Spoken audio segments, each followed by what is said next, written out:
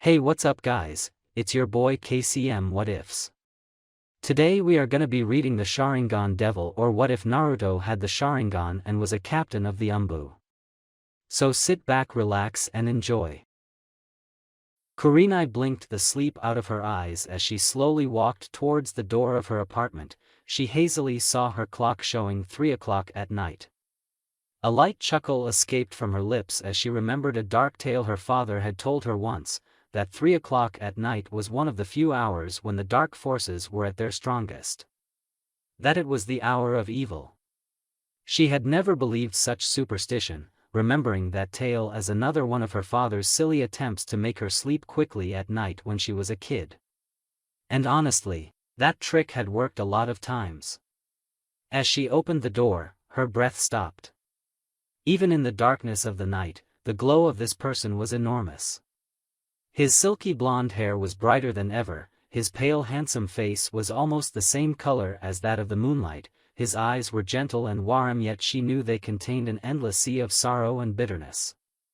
"It's been a while, Kurenai," said Naruto calmly. He was surprised when she jumped straight into his arms, pulled his red scarf down with a quick yank and slammed her lips against his. A small chuckle escaped from his muffled mouth as he happily kissed her back passionately. His heart cherished this moment for eternity. Oh, how much he had missed her during the past 3 months. Realizing where they were and what his status was at this time, she quickly pulled him inside her cozy apartment and slammed the door shut.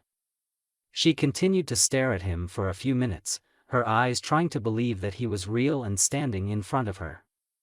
When she was finally satisfied, a small tear slipped from her eye, as she wrapped her arms around him and snuggled into his muscular chest. "I missed you," said Kurenai happily, her voice becoming a little choked.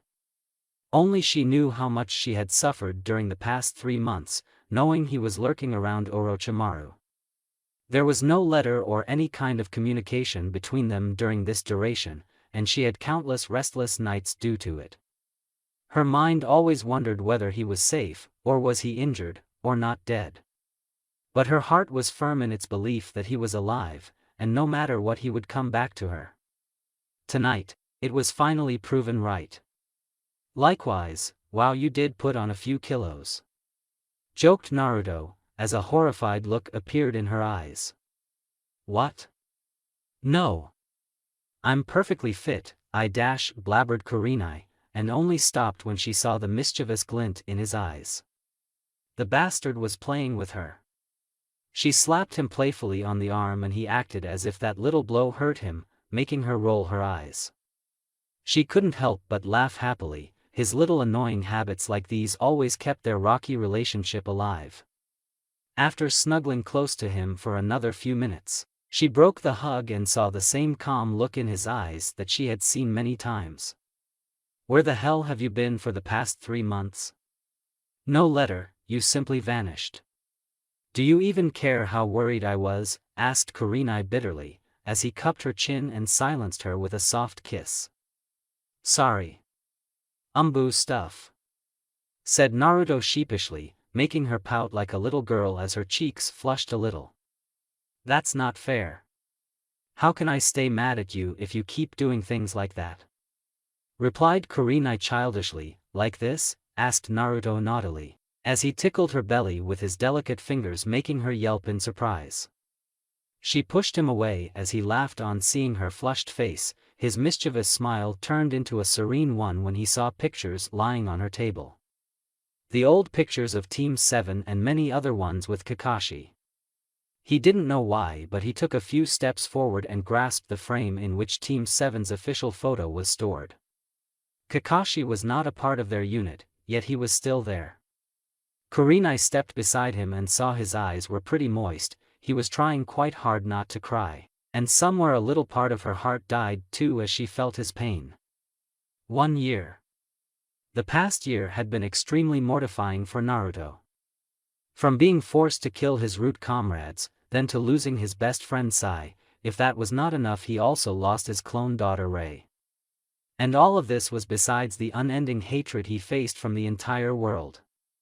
Far away from home, performing his duty behind enemy lines against the most dangerous freak of Konoha, bearing the scorn of the villagers and the people of Fire Nation. Now that she thought about it, Naruto was practically on his own all this time. There was no one to support him, and yet everyone jumped at the first chance to judge him.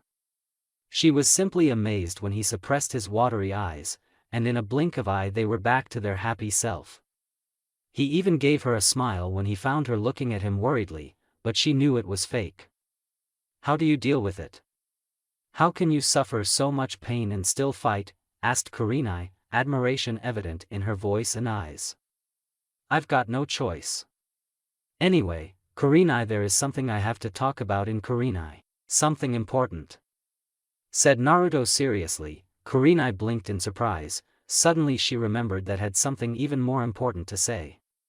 Something she was not able to say during their past meeting. She lacked the courage to tell him then, but now she was determined to go through with it. "Naruto, I also have to say something to you. Something really important," said Kurenai hesitantly, and fought hard not to flinch when he narrowed his eyes. She didn't know why, but there were a few moments when those eyes scared her. They were so full of hatred and sadness that it made her fear that she would drown herself in that. "Okay, you go first," said Naruto patiently, as she shook her head. "No, it's okay. You can say what you want first," insisted Kurenai. She tried to resist, but he shot her protests down with such calm and collected replies that made her finally get tired and accept his suggestion of presenting her topic first. Both of them were now sitting on top of her comfortable couch. Sitting on the opposite side, Kurenai saw for the first time the change in his posture. It was more reserved, disciplined, and businesslike. Just like a Kage, and with those cold, calculative eyes of his, she was sure he could give Hiruzen a run for his money. She dared not imagine Naruto as a Kage. Nah, he's a powerful ninja. But a Kage is an entirely different story. I'm just imagining things. My Naruto's too naive and silly for that job. Hell, he may even hate that job since it would become too much paperwork and sleepless nights," thought Kurenai bemusedly, as she remembered how Naruto used to complain a lot about filing reports when he was the leader of Team 7. Kurenai reminded Naruto. His tone was calm, yet it contained a commanding aura in it which instantly snapped her out of her dream world. "Oh, sorry. Naruto, what do you remember about the Root Massacre mission?" asked Kurenai hesitantly, and saw his calm expression instantly shifting to a guarded one. It was, after all, one of the deepest, darkest secrets of his life. "Where are you going with this?" asked Naruto sternly, his tone sending chills down her spine. "Just listen to me. Promise me you'll hear what I have to say," requested Kurenai, as he looked at her suspiciously. "Fine," said Naruto tiredly. He didn't know why an ill feeling started arising in his gut. Kurenai sighed in relief when he agreed to her request. It was definitely required if she had to have a snowball's chance at achieving success. The information she was about to reveal may just break whatever soul he had left, but at the same time she could not follow in Hiruzen's footsteps and betray him in this heinous manner. She was revealing the ugly truth today, no matter the circumstances. It was her duty to help him cope with this loss and betrayal and assist him in overcoming these harsh times, so that he could return back to a normal life in his village. She was determined to get him justice, to let him be viewed as the rightful hero he was. No matter how long it would take, she would stand by his side and help correct the injustice done to him, and improve his connection to Konoha. She had to become the link that would bind him again with Konoha, his home. "Do you remember a root ninja who was too young? A child, a young girl," said Kurenai suggestively. Kurama tensed when he felt a dark, evil, malicious intent arising within the boy's body. It was full of anger, pain, betrayal, and was perhaps as deadly as his own Biju chakra, which itself was a scary feat. "I don't know what you're talking about," answered Naruto carefully, his grip on the couch tightening. "I understand. You see, it's not your fault that you can't remember, but there was a girl that night, a child called Rei," admitted Kurenai, her ruby eyes searching for any sign of realization dawning in his eyes. She dreaded the moment he came to remember the truth, and judging from the violent twitching of his eyes, the process had already begun. Maybe, I don't know. What has this got to do with anything? Get to the point, said Naruto harshly, making her flinch, but he didn't feel any sorrow for her. Rei was the most sensitive topic of his life. It was a sharp dagger that had been stabbed in his heart, making him feel pain and misery for all eternity. Rei may have been a clone of him, but he had felt a connection to her. She was his blood, his family. He could accept the way in which Danzo Hiruzen had twisted his life for the sake of Konoha. But he could never accept or forgive what they did to Rei. She was so young, even younger than him, Sai and Shin were. And most of the root child soldiers. Danzo ruined her life from the day she was born, turning her into a weapon of Konoha. The monster never let her have a shred of normal life, never knowing that she had a family in Naruto. Just the thought of Rei enduring the violent root training sent shivers down his spine.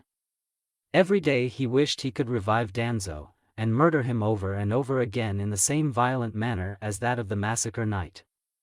Hiruzen was no better either, in fact he proved to be even worse than Danzo. Only Naruto and Sai knew about Rei's existence, apart from Danzo and a few of his most trusted men. Hiruzen had committed an inhuman crime by wiping all records of her existence, burying her body in an isolated location, and even going as far as wiping out his memory of Rei with Itachi's help. The Hokage actually made sure that a person like Rei never existed, trying to make her disappear in the endless stream of time. He saw the fearful look in Kurenai's eyes and realized his most evil energy was starting to leak from his body. It was merely a shred of the hate in his heart, and it made Kurenai sweat profusely. "You were saying," said Naruto tersely. He wanted nothing more than to stop all discussion on this topic or risk attacking this village right now. Besides, even if he wanted to, he had made a promise to listen to her. He had already broken countless promises to her, but he intended to keep this one no matter how painful it might be for him. "Listen to me carefully, Rei was your daughter," admitted Kurenai, her eyes tightly closed shut as she couldn't muster the courage to look in his eyes. How crestfallen he would be after hearing that he killed his own daughter. A child he never even knew. "No, I can't leave him alone when he needs me most," thought Kurenai with determination. She opened her eyes, courage burning in her heart to face the sadness that her love would be feeling right now. And what she saw shocked her to the heavens. He was smiling. A sinister smile. "So, you know. That's a shocker," said Naruto darkly, a mysterious chuckle escaping from his lips. Kurenai's eyes widened in horror, a cold chill going down her spine, the hair on her body straightened up as the air around her turned extremely cold. The look in his eyes, so much hate, so much anger, so much vengeance. "I must admit, I didn't think Hiruzen had the balls to admit his sin to any other soul." "Tell me, how did you come to know this dark secret?" asked Naruto sinisterly. "Kakashi, he got the truth out of the Hokage," stuttered Kurenai. She had never experienced this much fear in her entire life. Neither of them were leaking any ki, but she could see it clearly in his eyes. The thousands of genocide he wanted to commit. This was a man consumed from hate and revenge.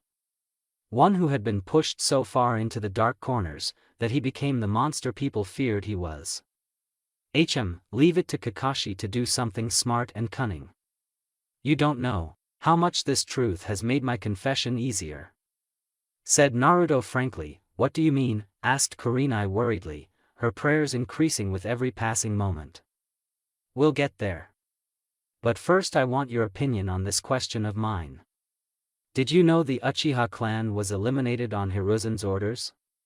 Were you aware that the Uchihas were so pushed back like me that they wanted to rebel against Konoha, but Hiruzen, Danzo, and the elders manipulated Itachi Uchiha into wiping out his own clan to save their sorry asses, to hide their failures in governing a village? Konoha encouraged Root and its activities in the Second and Third Ninja Wars, and only after Danzo started gaining more power threatening Hiruzen's reign did the Hokage take steps to disband Root.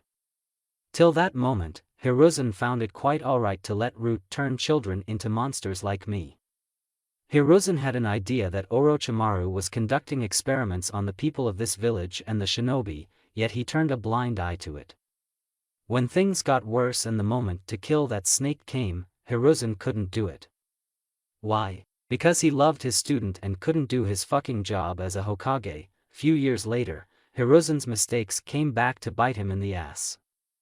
Danzo grew more powerful and planned a revolt. Orochimaru was planning to attack the village from the outside. So, guess what the wise old man did? He found a delusional, hypocritic soldier whose moral compass was so fucked up that he readily accepted the mission that would permanently put an end to all of Hiruzen's failures. Do you know who that fool was? Me. Finished Naruto madly. Kurenai was shivering by the time he was finished, so many horrors had been slammed on her heart one after another. Looking into Naruto's crazy eyes made her even more scared, as he was the one who had lived through these horrors for years. And the funny thing is, I didn't care that I was being used. I so badly wanted to atone for my failures and my guilt that I accepted a suicide mission. I thought, hell, the entire fucking world hates me and nothing is going to change that. Why not do something good for the village for which my friends died? And maybe through my sacrifice things would change. That a new era would come in which more Narutos were not created. For that dream I had to sacrifice my own daughter. I never wanted any recognition, or medal, or money, or even a few feet of my country's land to bury my body. All I wanted was things to change and I sacrificed everything I had for it. My life, my family, my love. I was willing to die being known as a mass murderer, traitor and one of the worst humans to be born in this world. And you know what I got for all of this? The same fucking system coming back to stab me in the back, yelled Naruto furiously, and smashed his hand on her dining table furiously shattering it into tiny pieces. Naruto, calm down, we can talk. Said Kurenai worriedly, and took a step back when his murderous Sharingan glared at her. Talk?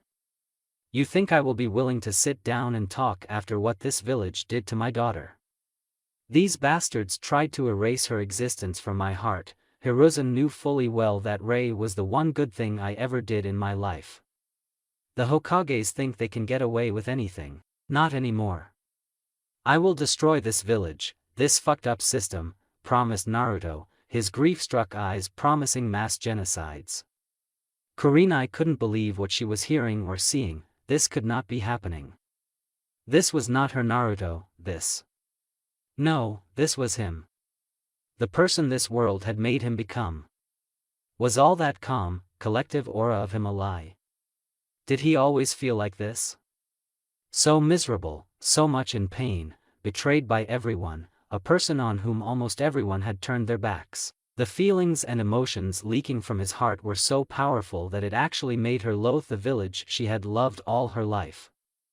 She felt herself succumbing and falling into an endless pit of suffering and hatred. She felt herself drowning as she collapsed on her knees. Stop it! She screamed with every ounce of energy in her body. Tears rolled down her eyes like a river, and when she opened her eyes again she was relieved to see that dark aura disappearing. But what came after that broke her heart. His eyes were dead. Devoid of dreams, devoid of hope, devoid of joy, devoid of desire, he was a dead man who had nothing more to lose. I've said what I wanted to say, now let me hear your answer.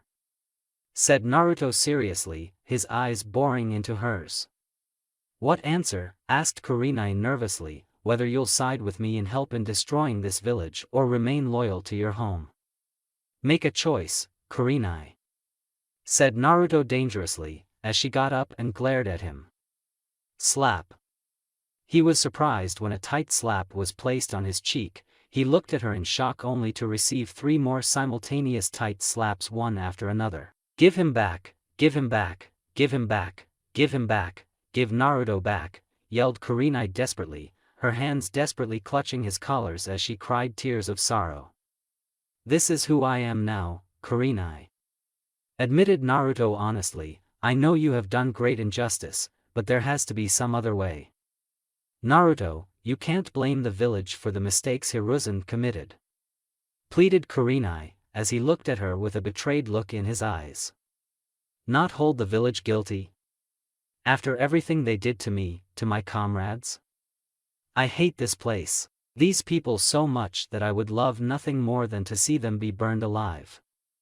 To make them feel the same suffering they made me go through, asked Naruto sternly, and pushed her away. He stomped across the room in a pissed-off fashion, continuously moving from one corner to another, trying very hard not to break her entire house.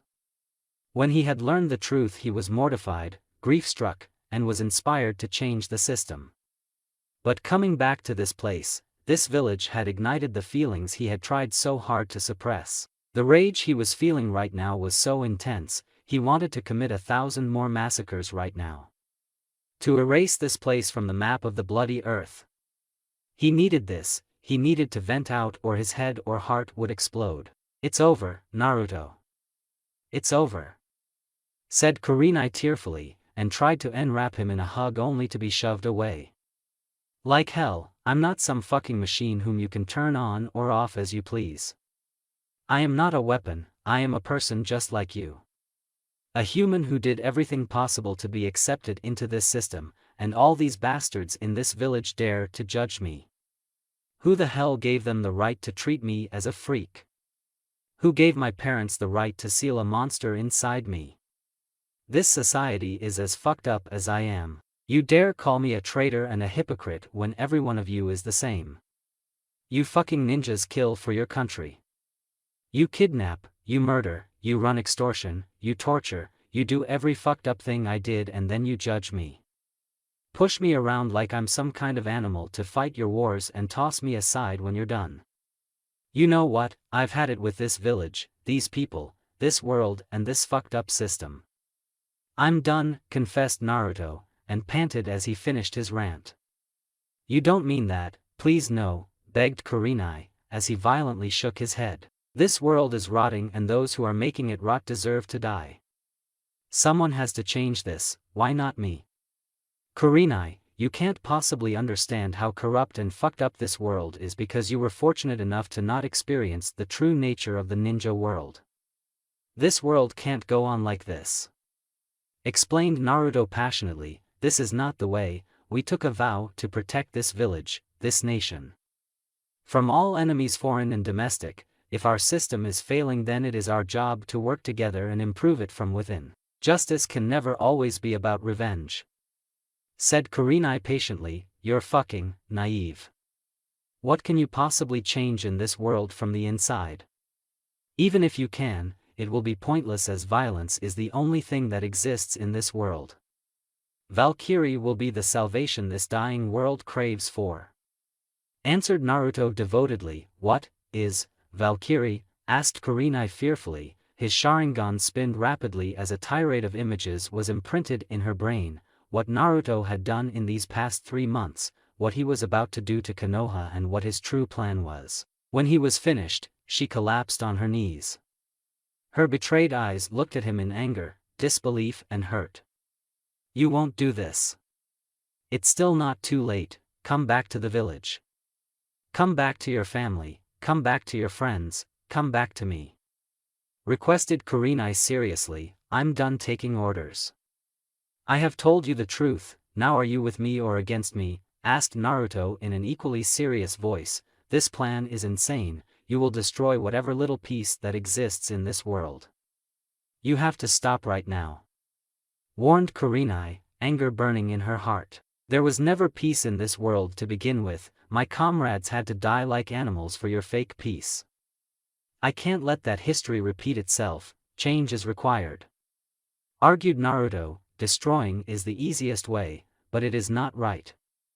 If you want to change something, try to work in the system and change it from within. I and everyone else of our friends and family will help you with everything we've got. Said Kurenai sympathetically, I have a family now. I am the leader of a village, and this is just the beginning of my ambition. Promised Naruto, Naruto, for the last time, came back. Forget everything, I'll do anything you want but just come home. Please. Begged Kurenai. Are you with me or not? Demanded Naruto. For a moment her pleading eyes did their best to change his heart, but he never quit. Sadly, she closed her eyes, and when they opened back again they were the ones which he had seen many times. You've become a monster, and I will stop you. I will save you from your madness. Pledged Kurenai. She knew the betrayed look that would arrive in his eyes after she called him that, but it was a desperate attempt to stop him. Kurenai was definitely surprised when instead of getting more angry, he smiled and all anger vanished from his eyes. I knew I was right about you. Thought Naruto proudly. Kurenai loved him with everything in her heart, but she was also a person like him. She had her own set of ideals and beliefs, and he knew it. He had always known from the very beginning as to where Kurenai would make her stand.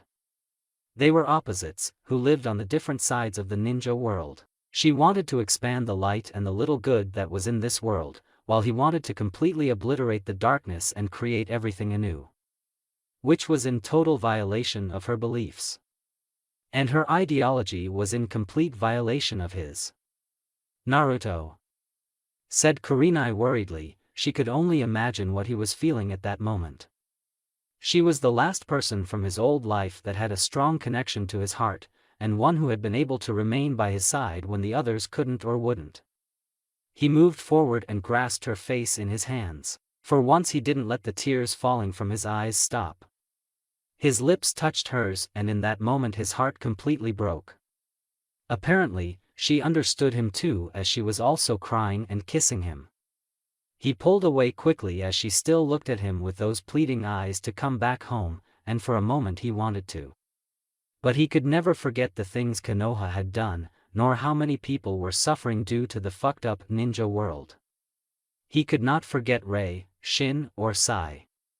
You're not coming back, are you? Asked Kurenai devastatingly, as he gave her a sad smile. We're meant to walk different paths and live in different worlds. I tried to bend your will for my ideals and beliefs once, I won't do it again. I've loved you madly, and I always will. But just like you, I have a goal. I have people who look up to me now, a family to protect, a new world to build. Explained Naruto hesitantly. She was silent for a few minutes, just looking into his eyes with those sad ruby eyes. He could feel the anguish and misery she had experienced for him, how worried she had been for his safety this past year.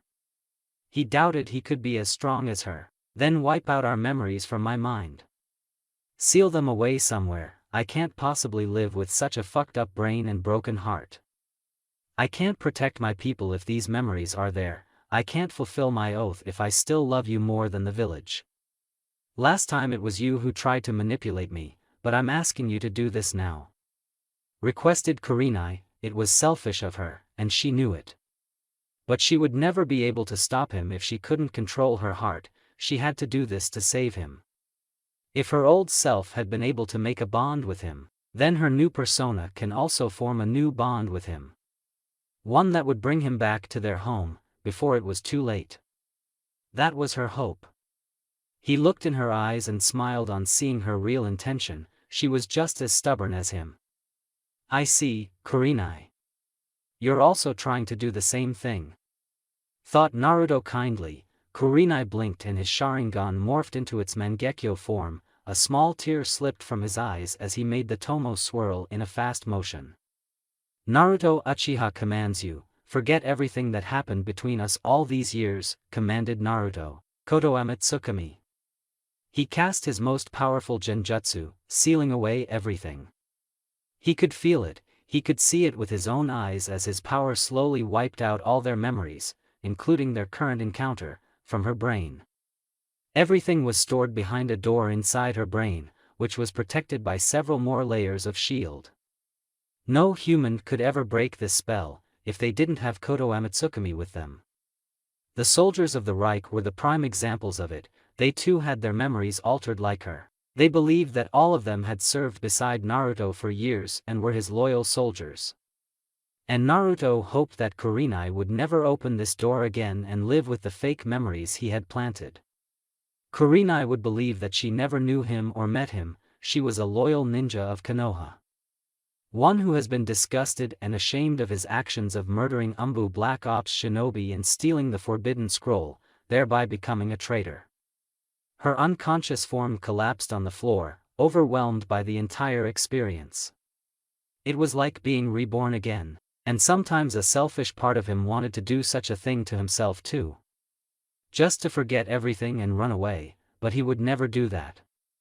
Taking her sleeping form in his arms, he laid a loving kiss on her forehead as tears continued to fall freely from his eyes.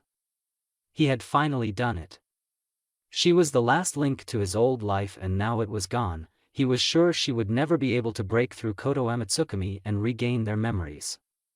Not a single person had been able to manage such a feat. She would not remember what they were, but he would. It was a curse which he would happily bear, if it meant freeing her. She had already faced scorn, isolation, and hatred on behalf of him. For being attached to him, she deserved to be free.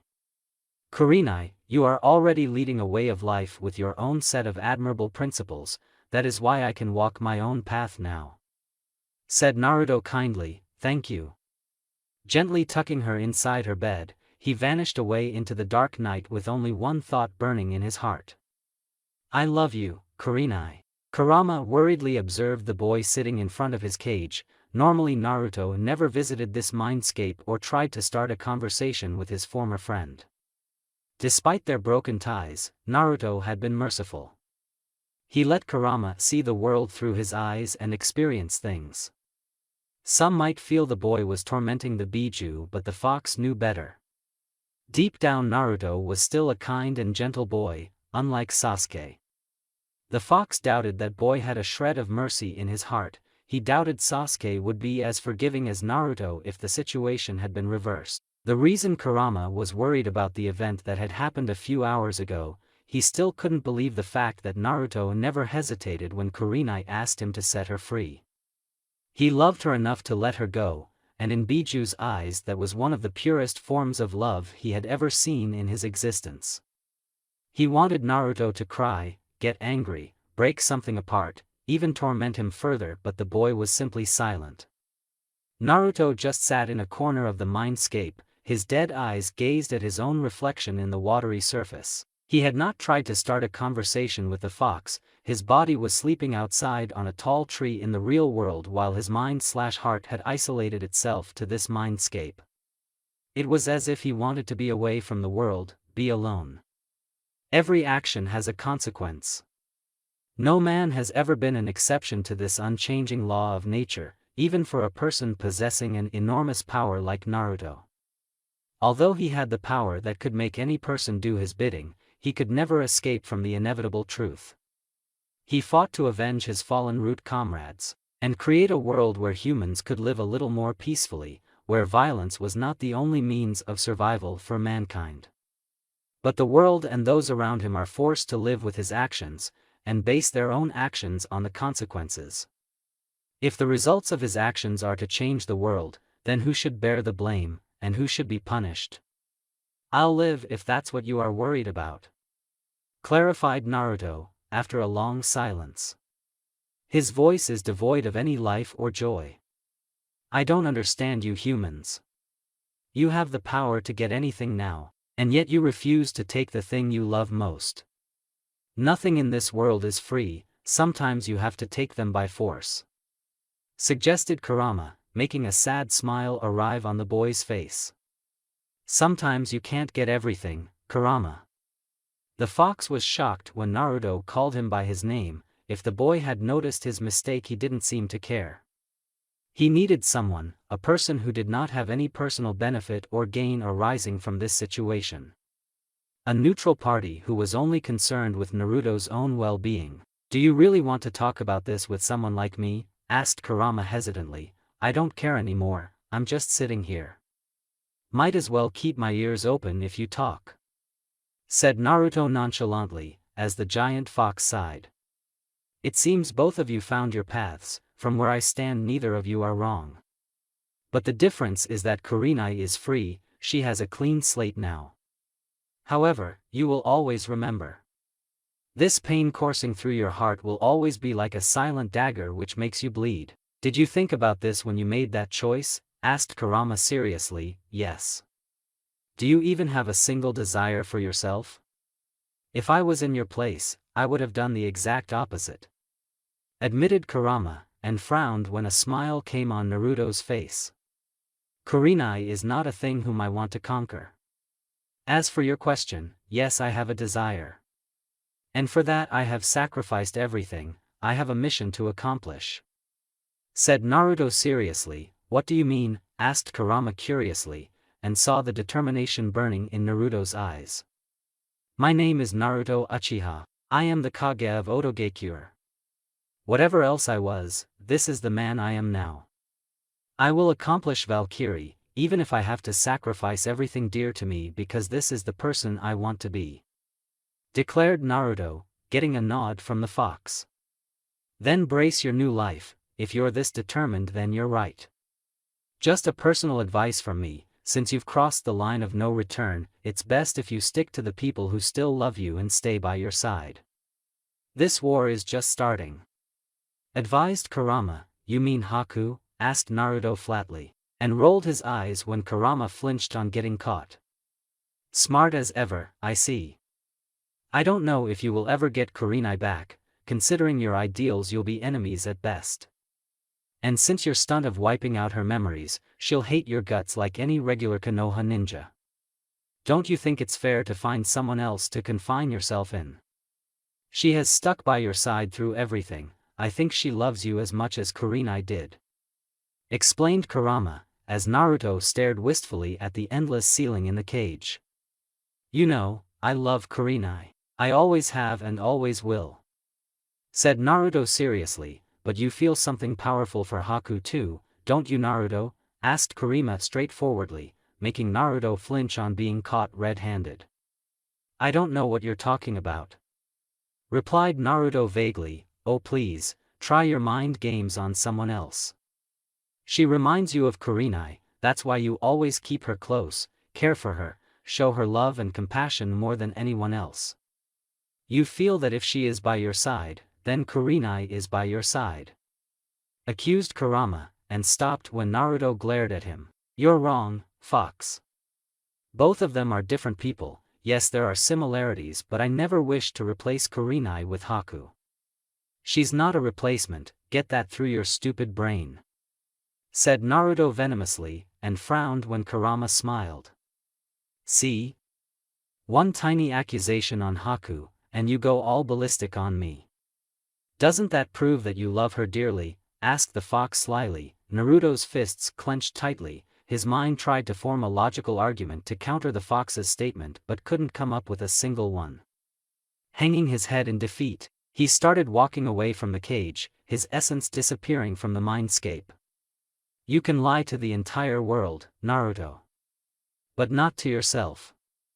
Kurama managed to speak those last words before the boy vanished, leaving a satisfied fox behind. Slowly, but surely he was seeing progress in their broken friendship, and one day he would get his friend back. No matter the cost he would have to pay for that, Kurama was ready. Naruto opened his eyes, a frustrated look was easily visible in his orbs. He had went into that mindscape to cope with his grief, only to get more emotionally fucked up by his former friend. He wanted to be angry at the fox, but deep down he knew there was some truth in the Biju's words. He was surprised when his vision cleared, and he felt something heavy on his chest. Something which was breathing. Clearing his vision, he sighed when he found Haku sleeping on his chest. Her eyes were open, showing she was wide awake. He wondered how the hell did she manage to find him in the middle of Uchiha clan territory. Oh, right. She was a hunter ninja and an excellent tracker. Thought Naruto, as he remembered her former job when she was with Zabuza. She didn't say anything, which allowed him to ponder on the advice the Biju inside had given him. Did he really love this girl from the bottom of his heart? If so, then what would it mean for his romantic relationship with Kurenai? Dumbass, it's over. Kurenai chose her side, she chose the village over you. Screamed an enraged, egoistic version of him, don't listen to this moron. You know, Kurenai still loves you and vice versa. Advised a pacifist version of him, shaking his head violently. He made those two imaginary voices disappear. He was already fucked up as it was, he didn't need two imaginary voices having a debate inside his head. Unfortunately, his sudden movement diverted Haku's attention as her light bluish-colored eyes looked into his dark ones. I thought about what you said, and my answer still remains the same, said Haku quickly, cutting him off before he could start an entirely different conversation. By being around him for months, she had learned something interesting about him. Naruto was extremely quick to shoot down any talks about love or people's feelings. That thought alone scared him. He was completely focusing on their mission and avoiding her confrontations every now and then. She was no quitter either. Haku knew very well that he loved Kurenai Yuhi. But the human heart never understood the simplest things presented in front of them, it just wanted what it desired. It was not as if she had not tried to stop loving him. Right from trying to find boys that would attract her, sadly she found none that matched her expectations. She also tried to commit herself to a sacred nun group which was well known in Odo, but the mere thought of becoming a priestess after the blood in her hands and the sins on her soul was revolting. Finally, she had tried to end her life but stopped when she remembered the night when Naruto had requested her to support him in Valkyrie. Haku, said Naruto hesitantly, but she placed a firm finger on his lips, silencing him. Shut up, okay? You keep on dropping bombs on my soul and run away. Now you will listen, and I will speak. Am I clear? Asked Haku sternly, as he blinked in surprise. She had always been so submissive and sweet, this was a completely new, fierce side of her. Hi, I will listen to you and answer any question you have. Relented Naruto, as she smiled sweetly. I am still staying by your side, your truth has only made me love you more. I know who you are, and my faith in you has grown even more stronger. Admitted Haku, as he stared at her in surprise. Thank you, said Naruto calmly. How did it go with Kurenai? Did she? Asked Haku hesitantly. His answer would determine her fate and frankly it scared her.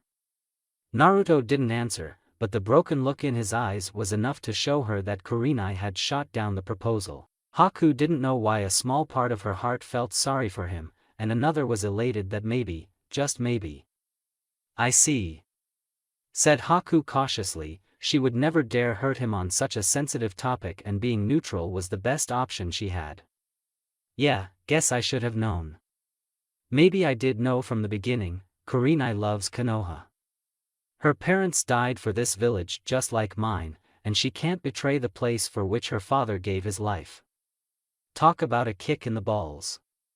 Joked Naruto humorlessly. Naruto, I don't know what to say, answered Haku honestly, as he tucked a strand of hair that was falling over eyes.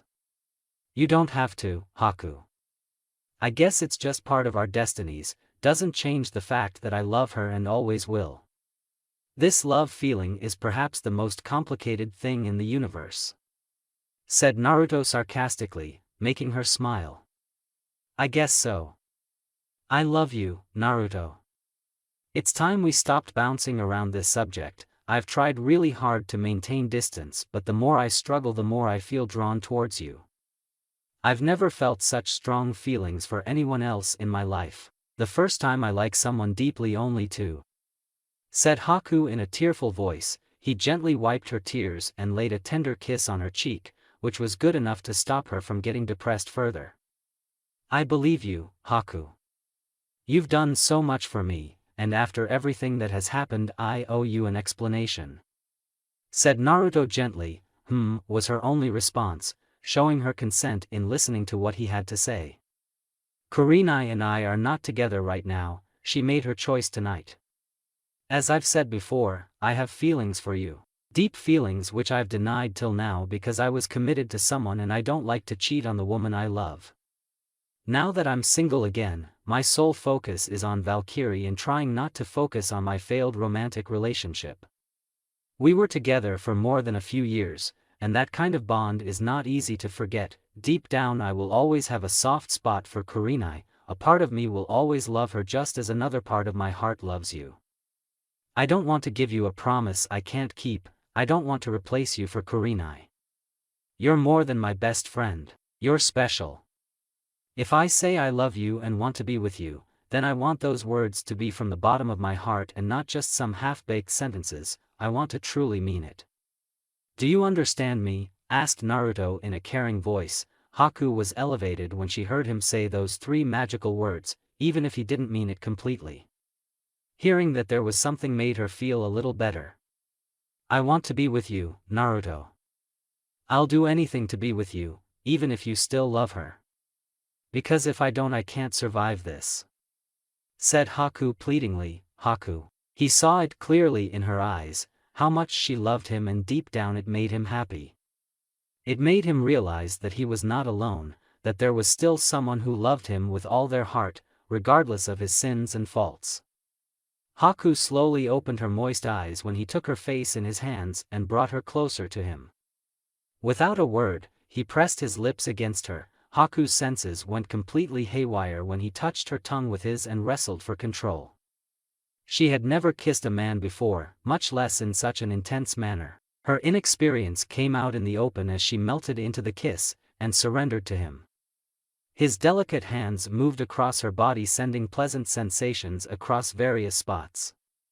He never did anything extremely pervasive, yet those simple touches by an experienced person like him sent her to the seven heavens. Previously, he had merely made her believe that they had shared her kiss through an illusion of his eyes. But this was real. It was fucking real.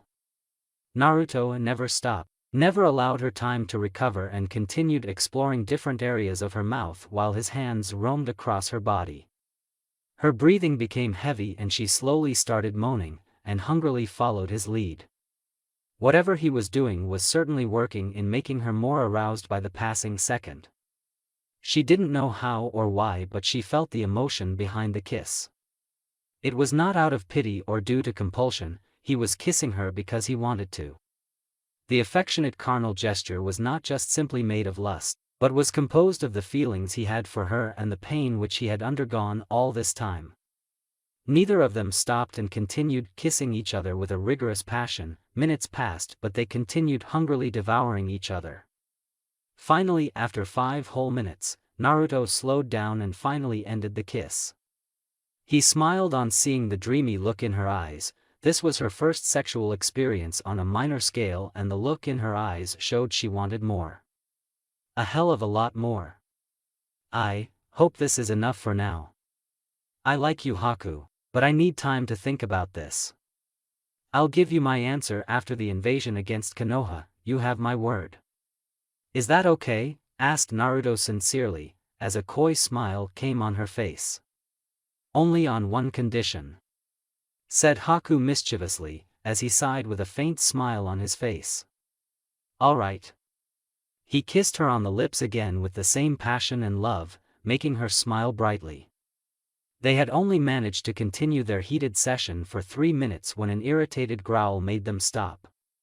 Of all the places in the world, you only make out on my property, Dobe? Asked a familiar annoyed voice. Haku quickly reached for her senbons hidden with her uniform until Naruto placed his hand over hers and gave her a disarming smile. Looking towards the right side, she saw a boy their age having duck-shaped hair standing beneath the tree. Seriously, who had duck-shaped hair? A permanent brooding look was visible on the boy's face, signifying his rank as the king of emos, and judging from Naruto's amused smile he definitely knew this boy. Ah, that's so sad. And here I thought my dear cousin didn't mind little old me strolling across our joint property, said Naruto sarcastically, and Haku couldn't help but chuckle when the raven-haired boy's eyes twitched on Naruto's jab. Get the fuck down here, Dobe, said Sasuke irritatedly. Both Naruto and Haku slowly got back on their feet, and the blonde Kage surprised the girl when he grabbed her by the waist and slammed her against the bark of the tree. Naruto silenced Haku with another passionate kiss, and when she peeked below she saw how much it was irritating Sasuke. Smiling, She returned the heated kiss if only to spite the boy who had interrupted their privacy. She had to hand it to Naruto, he could completely change his demeanor on a moment's notice. Danzo had been extremely thorough in his training, and Naruto was a great receptionist. Only after Naruto was satisfied that he had irritated Sasuke enough did he stop the kiss, much to Haku's disappointment. Hopping off the tree branch he landed on the ground, followed by Haku. She expected both boys to start arguing but was completely surprised when they smirked and gave each other a brotherly hug. "You've developed some muscles, team," complimented Naruto, as he noticed the abs and muscular frame of his best friend. Sasuke was definitely working out quite heavily, he doubted his friend was on the same level when he left the village. He could feel Sasuke's power was as strong as a young jounin, and growing every day. "And your fashion sense has improved.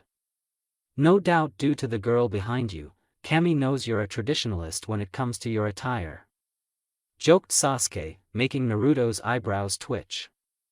"Wanna fight, team?" challenged Naruto. "Would love to. But I would like to avoid the border ANBU patrols from seeing us." "Let's get to business," said Sasuke seriously, right to the point. "I see. Meet my second-in-command and captain of the Reich, Yuki Haku," introduced Naruto, as Haku stepped forward and curtly shook hands with Sasuke. The raven-haired boy looked at her skeptically and then towards Naruto, until a smirk came on his face. "Uchiha Sasuke, nice to meet you. Naruto was quite appreciative of your skills in the letters he wrote to me. If he has faith in you, then so shall I. Glad to have you as a member in Valkyrie," said Sasuke respectfully. He was genuinely curious about this girl. Naruto never praised anyone without reason or unless the person deserved it. Making her the leader of their elite unit spoke volumes of the trust his best friend had in Haku. And judging from their intimacy shown earlier, she was quite frankly more than an associate.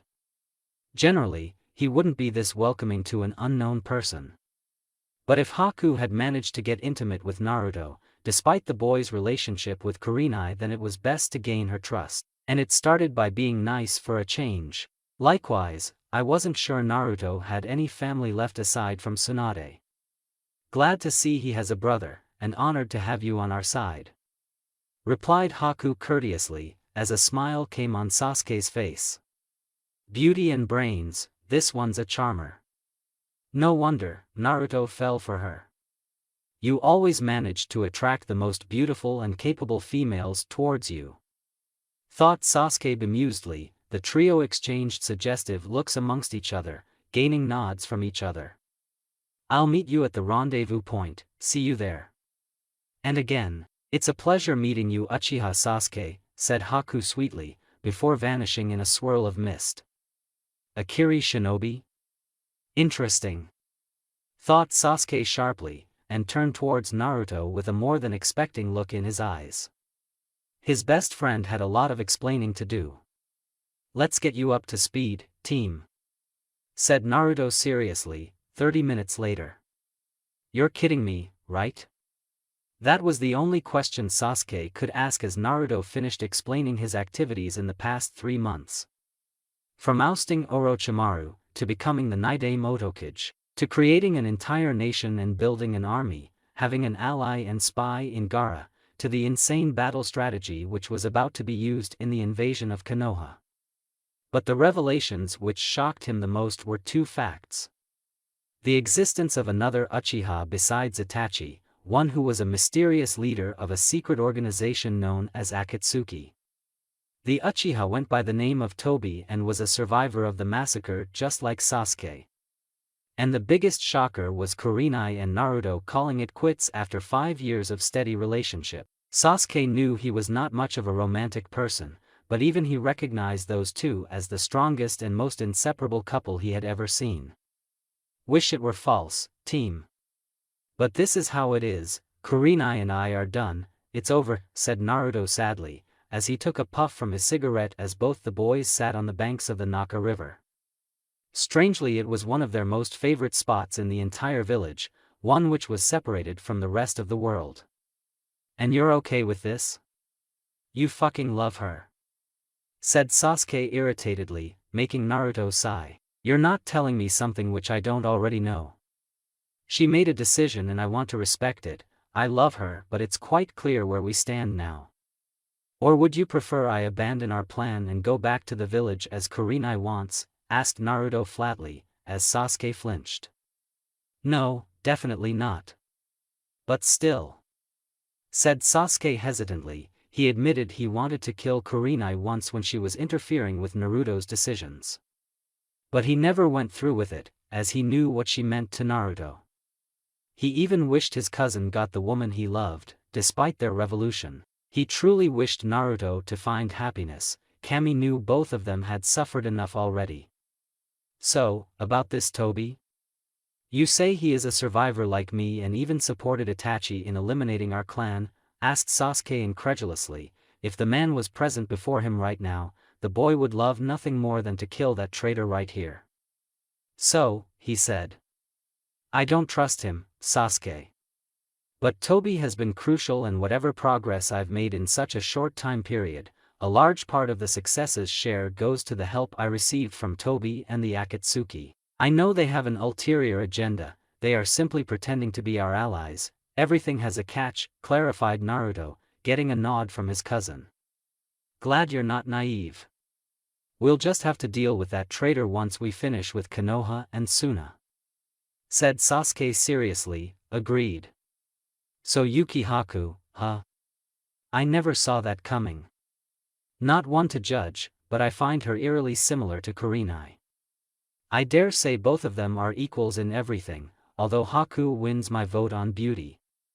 Said Sasuke teasingly, making Naruto laugh. Hey, no hitting on my girl. She'll freeze your balls if you make any moves on her. You should concentrate on Sakura. Advised Naruto, and saw a depressed look arriving in his friend's eyes. Bad? Asked Naruto sympathetically. He always knew there was something between his former teammates. Sakura was more open about it, while Sasuke, despite being secretive, did have similar feelings. I'm participating in the Chunin exams with Sakura and Ami. Talk about a fucked up team, if Ami wasn't annoying enough. I've got Sakura on my ass demanding answers as to my mysterious disappearances every now and then, and why I am not spending more time with our former Team 7 members like Kurenai and Enko. Complained Sasuke, as Naruto laughed.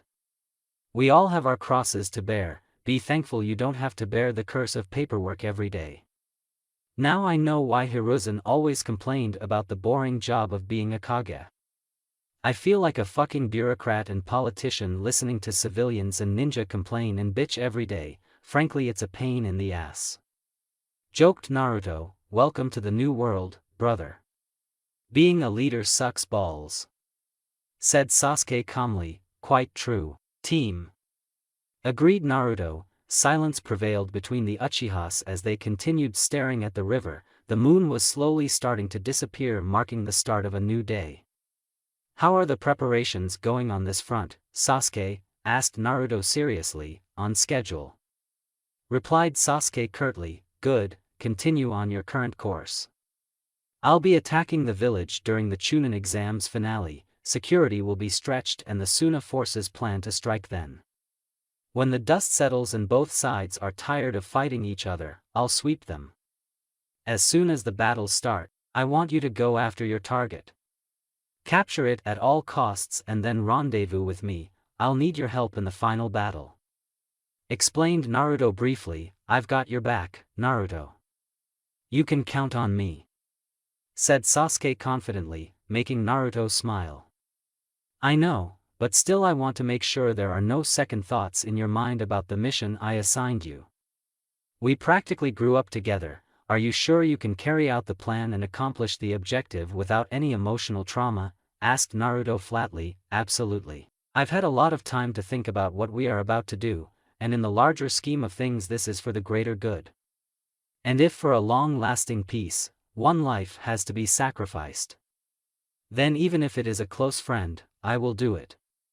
Promised Sasuke. Naruto eyed Sasuke for a few moments, but when he saw the determination in his cousin's eyes, he was sure Sasuke would do it without hesitation. He was after all the harsher one among them.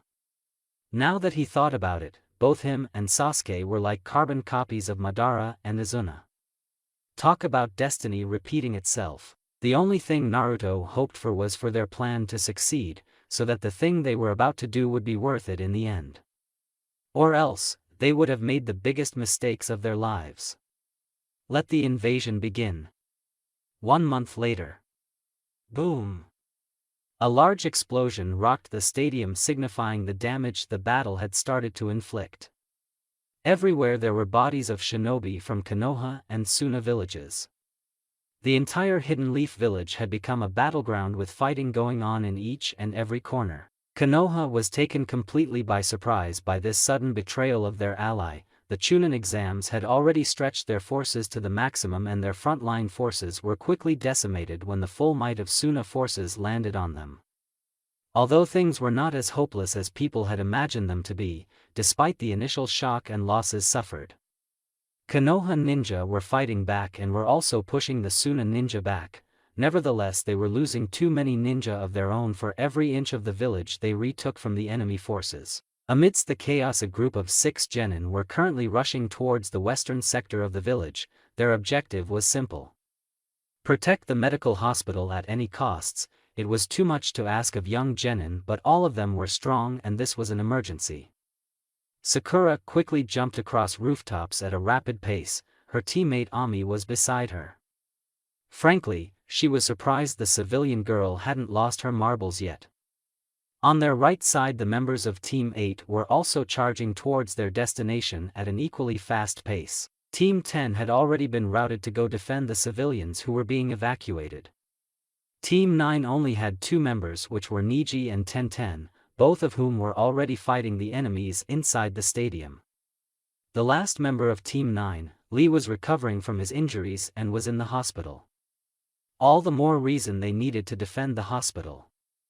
Anko and Kakashi were fighting near the stadium, trying to get to the Hokage, who was already fighting a death match against the Kazekage. Sakura couldn't understand why 2 important members of her team were missing at this time. Sasuke had never shown up for his match, and Kurenai was somewhere else. Frankly, the Genjutsu mistress had completely changed in the past month.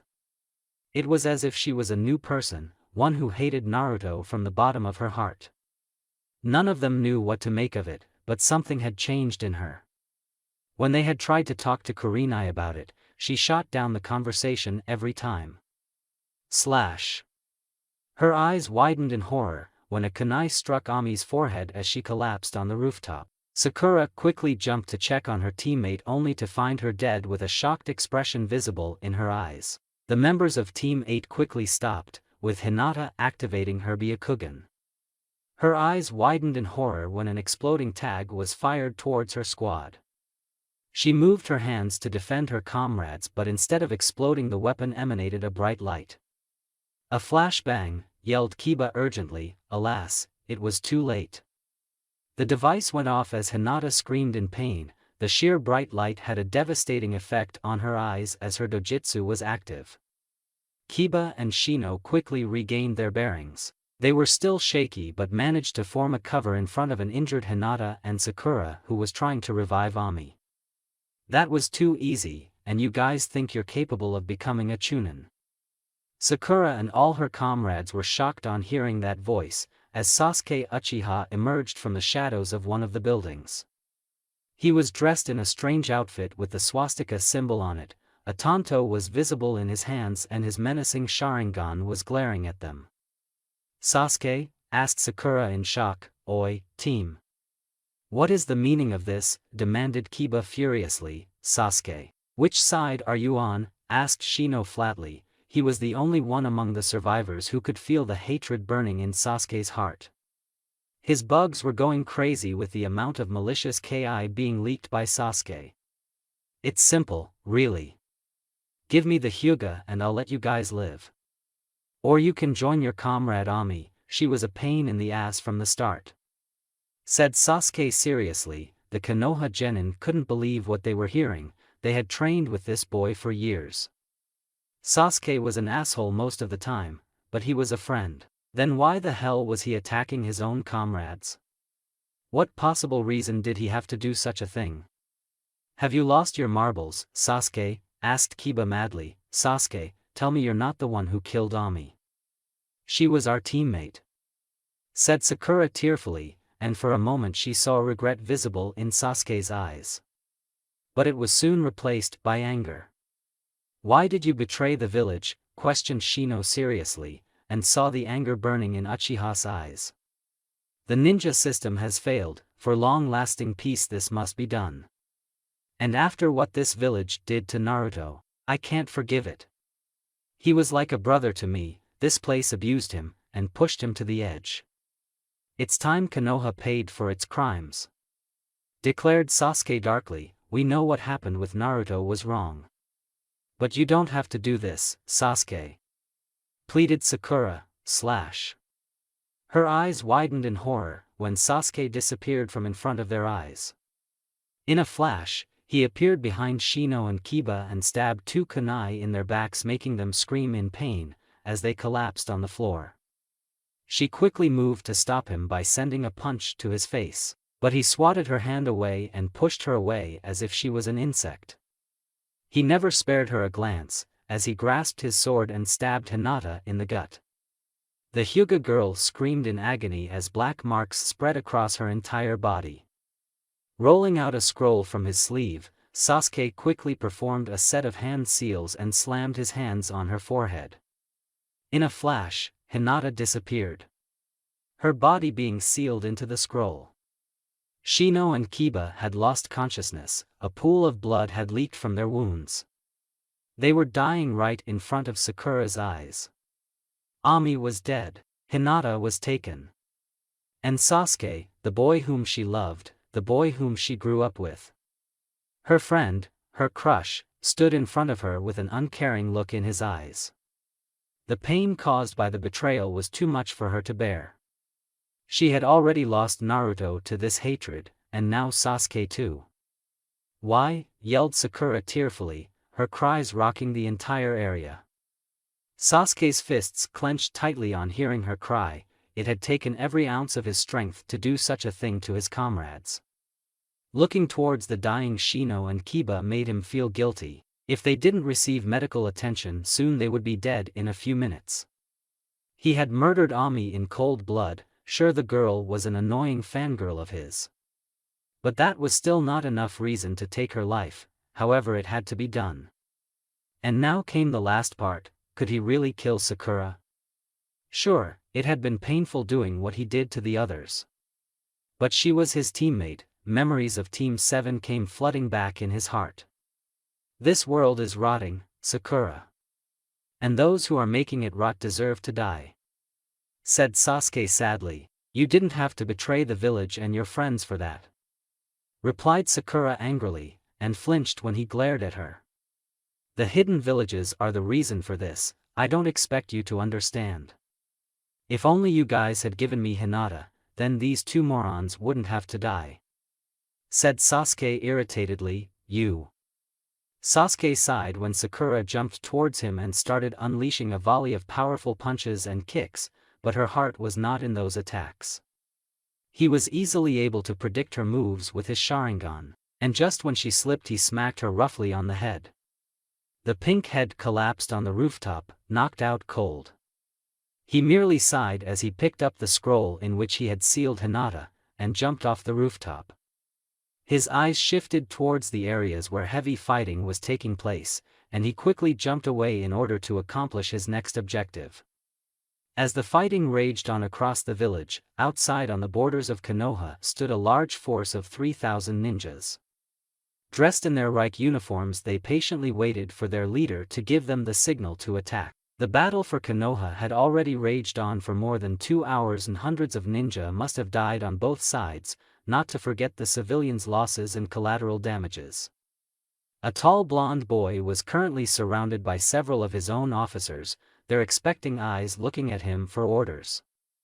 I believe everyone is aware of the target they are to engage, said Naruto calmly. Hi, replied all his officers in unison. They were interrupted when red smoke was fired high in the air from the western side of the village, as a sly smile came on Naruto's lips. Release the beast, commanded Naruto. a squad of Oto ninja were sitting in a round circle. The ground was filled with kanji as the ninjas performed a set of hand seals before slamming their hands on the ground. There was a large puff of smoke as a giant scorpion emerged. The Otokage raised his hand as the men quickly performed another set of hand seals, making the creature howl. Naruto pointed his finger towards the western wall of the village and off went the scorpion at lightning-fast speed. Crash! The wall was destroyed without any resistance as the defenders had already been taken care of, courtesy of a certain Uchiha inside the village. He saw his army's scorpion engaging several Konoha ninja who were trying to stop the beast. Pointing his finger towards a force of 400 Reich soldiers, a serious expression came in his eyes.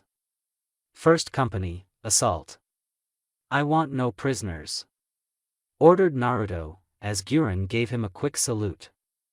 "Yes, my lord," replied the company commander sincerely, and off went she along with her men to destroy the assigned target. Turning towards the members of Sound 4, each commanding a force of 150 Reich soldiers, he gave a few hand signals and received affirmative nods in return.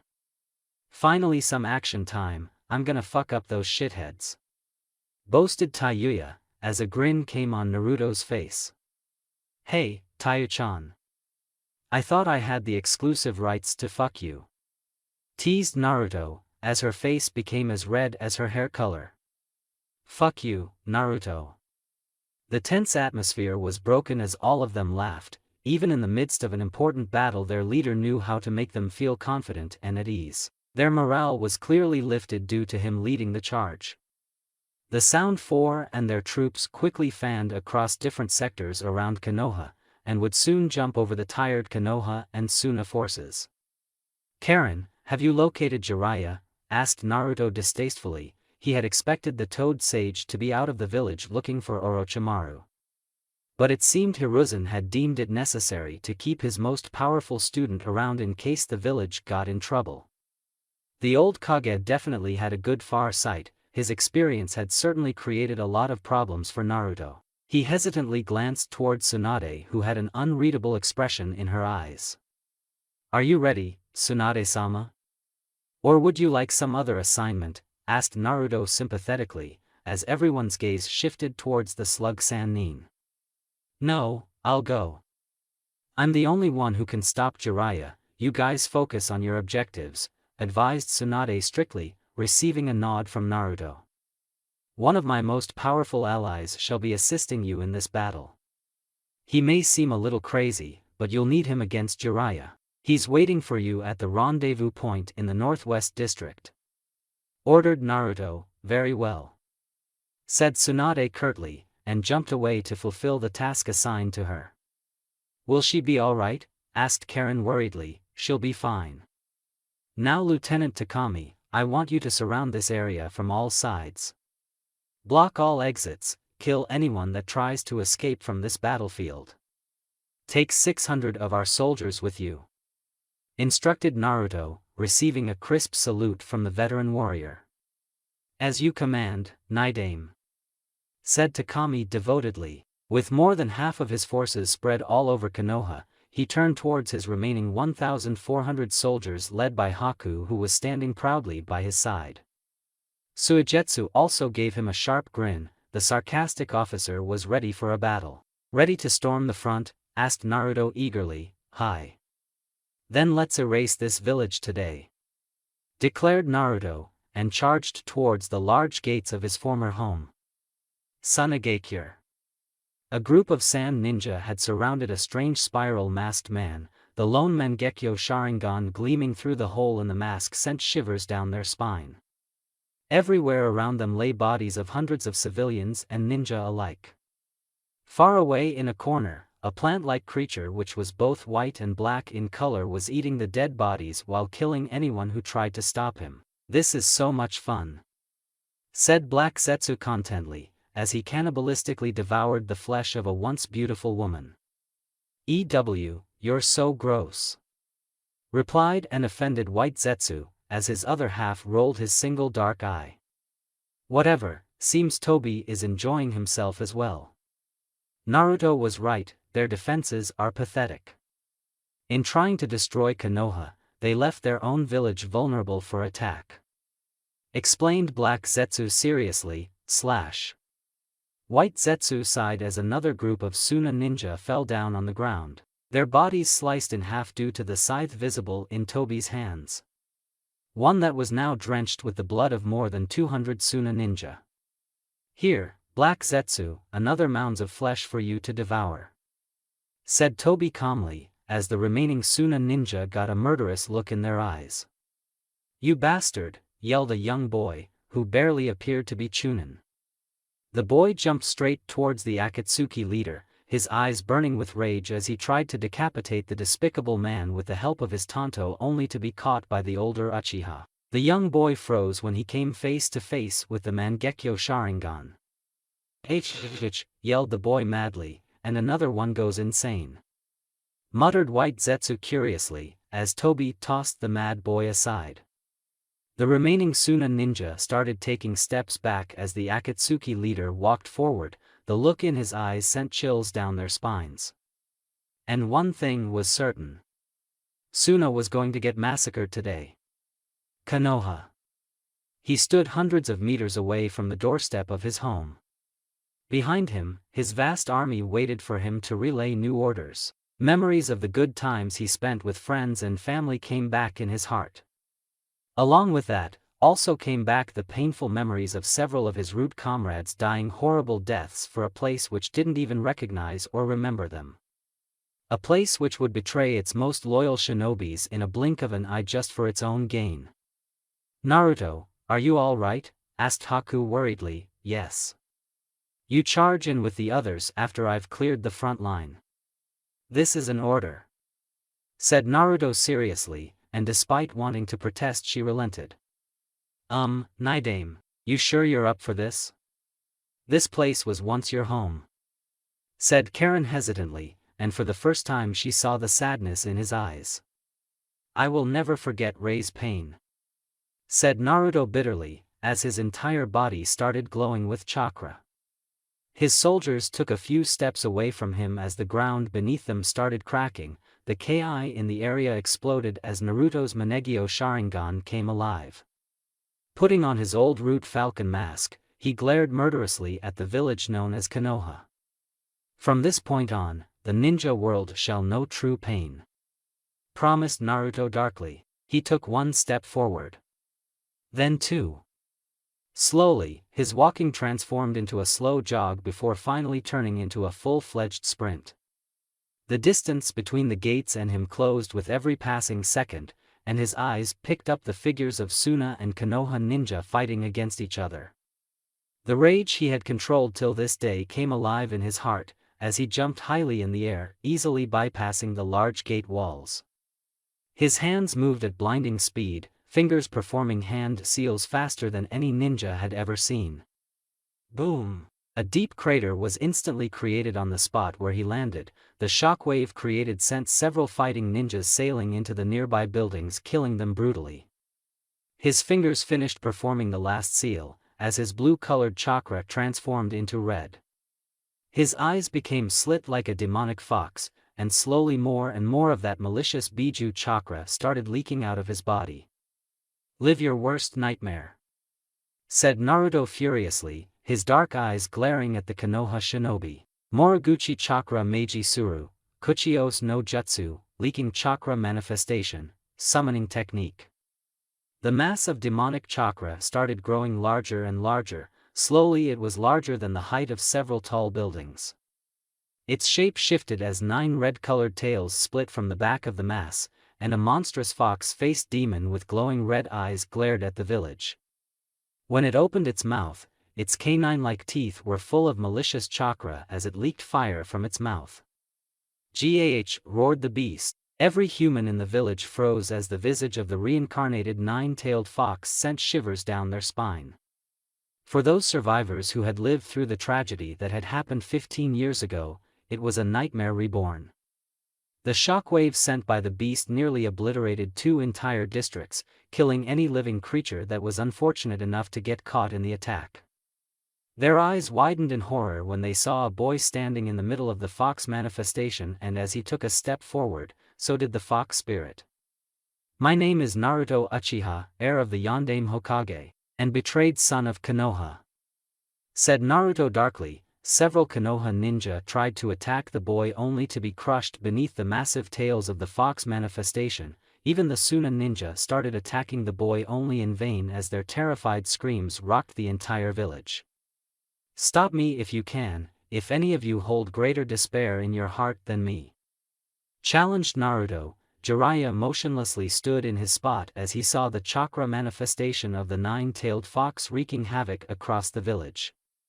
There was only one person who was capable of this feat, and if he was here, soon, 2 destroyers shall rise who shall be the harbingers of destruction.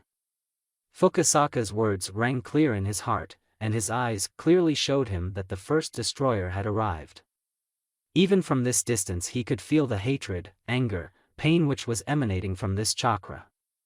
He doubted any normal shinobi would be able to stop this monster. He started jumping towards his target only to be stopped by a familiar face. A smile came on Jiraiya's face as he saw the face of his childhood friend and love. "Good timing, Tsunade. We have to stop that monster right now," said Jiraiya urgently, and saw a pained look arriving in her eyes. "Jiraiya, there's no time to talk. Let's go," said Jiraiya quickly, and jumped by her side with the intention to move towards the monster. Smack! His eyes widened in shock when a monstrous punch impacted his gut, sending him crashing through 4 buildings. He coughed up a lot of blood, and felt a few of his bones breaking. He stared at his longtime friend in shock. That punch could have really killed him. "Jiraiya, I am your enemy now," said Tsunade sadly, as her fists glowed with chakra. The toad sage had to quickly jump away again as a wave of sand tried to encase his body in it. Looking to his right he saw a red-head boy coming beside Tsunade. There was a gourd resting on his back from which sand was leaking. He had the kanji of love on his forehead, and a bloodthirsty look in his eyes. "I want your blood," said Gaara excitedly. Anko blankly stared at the monster that was ravaging across the village. Her eyes glanced towards Kakashi only to find a sad look in his eyes. A new rage burned in her heart on seeing her love in such a state. "How could you, Naruto?" asked Anko in disbelief. "Shut up, Konoha trash. Your pathetic village treated Nidaime like an animal, and you don't expect him to take revenge?" asked Guren distastefully, as Kakashi looked at her. "Is your leader really Naruto?" asked Kakashi remorsefully. "Yes," answered Guren, as her soldiers surrounded Kakashi, Anko and several other Konoha shinobi that were defending the outer area of the stadium. "Why the hell would Naruto go this far? He already committed a grave crime when he stole the Forbidden Scroll. I can't believe he would become a traitor too," said Anko in disbelief. She looked towards Kakashi for answers and frowned when a knowing look came in his eyes. It was as if he realized why Naruto was doing all of this. So, Kurenai failed to convince him. It explains everything, why she hates Naruto and does not remember him, thought Kakashi regretfully. His heart was torn. A part of him could understand why Naruto was doing all of this and even accept his actions, and the other side of him, which was a loyal ninja of Konoha, couldn't agree with Naruto's decision. He could not understand why Naruto chose to help Anko when he had decided to take revenge against Konoha. It only meant that he still cared about his friends and family, and his revenge was not against them. Naruto was like a son to him, and if he had truly known the boy, then there must be a greater reason behind all this destruction. Naruto never fought solely for revenge. He was a better person than that. The question that lied before Kakashi right now was extremely difficult. What was he supposed to do? Could he really side against a village which had betrayed his adoptive son at every point and made his life hell? Konoha was certainly not the dream village today for which Obito and Rin had laid down their lives. Or could he forsake his duty as a ninja of Konoha? Could he truly side with Naruto after serving Konoha all his life? And what about Anko? Kurenai? His friends? What would they think about him? He loved Naruto as much as he loved Anko. He took the boy in his life when everyone else had rejected him, some might even agree Kakashi had done more than Naruto's real parents could ever do for the boy in an entire lifetime. Deep down Kakashi always knew if Naruto found out about Rei he would turn. There were limits to a person's mercy, and Hiruzen had crossed Naruto's limit of tolerance. If his guess was right, then Kurenai must have chosen to side with the village. Kakashi knew the Genjutsu mistress was one of the most loyal ninjas of this village. And that would have left Naruto only one option, to put her out of her misery. Kakashi was perhaps the only one who could completely understand the dark life which Naruto had lived. He himself had been an ANBU and lived that life behind shadows, and the things he had to do sent shivers down his spine till this day. He had already failed in protecting Naruto from enduring that harsh life once. And now if he stood against the boy, then he would lose him forever. It only proved one thing to him: he needed answers, he needed to hear the truth. His sharp eyes turned towards Guren as the Oto captain narrowed her eyes in suspicion, when Kakashi placed his kunai back in his pouch much to Anko's shock. "I need to see your leader," said Kakashi frankly, making the purple-haired woman laugh. "Is this a joke? Are you out of your fucking mind? Like hell we're gonna let you get close to the Naidame," replied Guren flatly, as the Oto ninja sneered at the masked Hatake. "He is my son," admitted Kakashi without any hesitation, shocking the Oto ninjas. Anko and the Konoha ninjas could not understand what was wrong with Kakashi. These people were their enemies. Naruto was an enemy now, and he wanted to talk to that boy? Had he lost his marbles? Wordlessly Kakashi started walking forward in Naruto's direction, as several sound ninja blocked his way and readied their weapons to kill him. Anko was about to move forward to protect her man, when Kakashi raised his hand and the harsh look which he gave her stopped her in her spot. "I am going to see my son. Don't interfere," instructed Kakashi, but argued Anko in protest, and flinched when she got a murderous glare in return. "Don't forget he did free you from your curse. He had no obligation towards any of us after what Konoha did to him, yet he helped the one whom he loved as an elder sister. This is my choice, so back off," said Kakashi harshly, as even Guren was surprised on hearing this. Did their Naidame really help these people? If that was true, then was this man truly their leader's father? "I am not going to fight you people. I am going to see my son. If you want to stop me then you'll have to kill me. Then you'll have to explain to your Naidame that you killed his father in cold blood, and then be ready for the consequences," warned Kakashi, and silently smirked, and a horrified look came in every Oto ninja's eyes including Guren. A chill went down their spines when they remembered the hundreds of executions through firing squads which Naruto had ordered during his reign. Naidame was a good person, but he never forgave traitors or those who harmed people close to him. Being the leader of this company, she pondered over Kakashi's suggestion. Guren doubted this man alone was enough to kill their leader. Compared to the nine-tailed form of their leader, Kakashi was hardly a threat.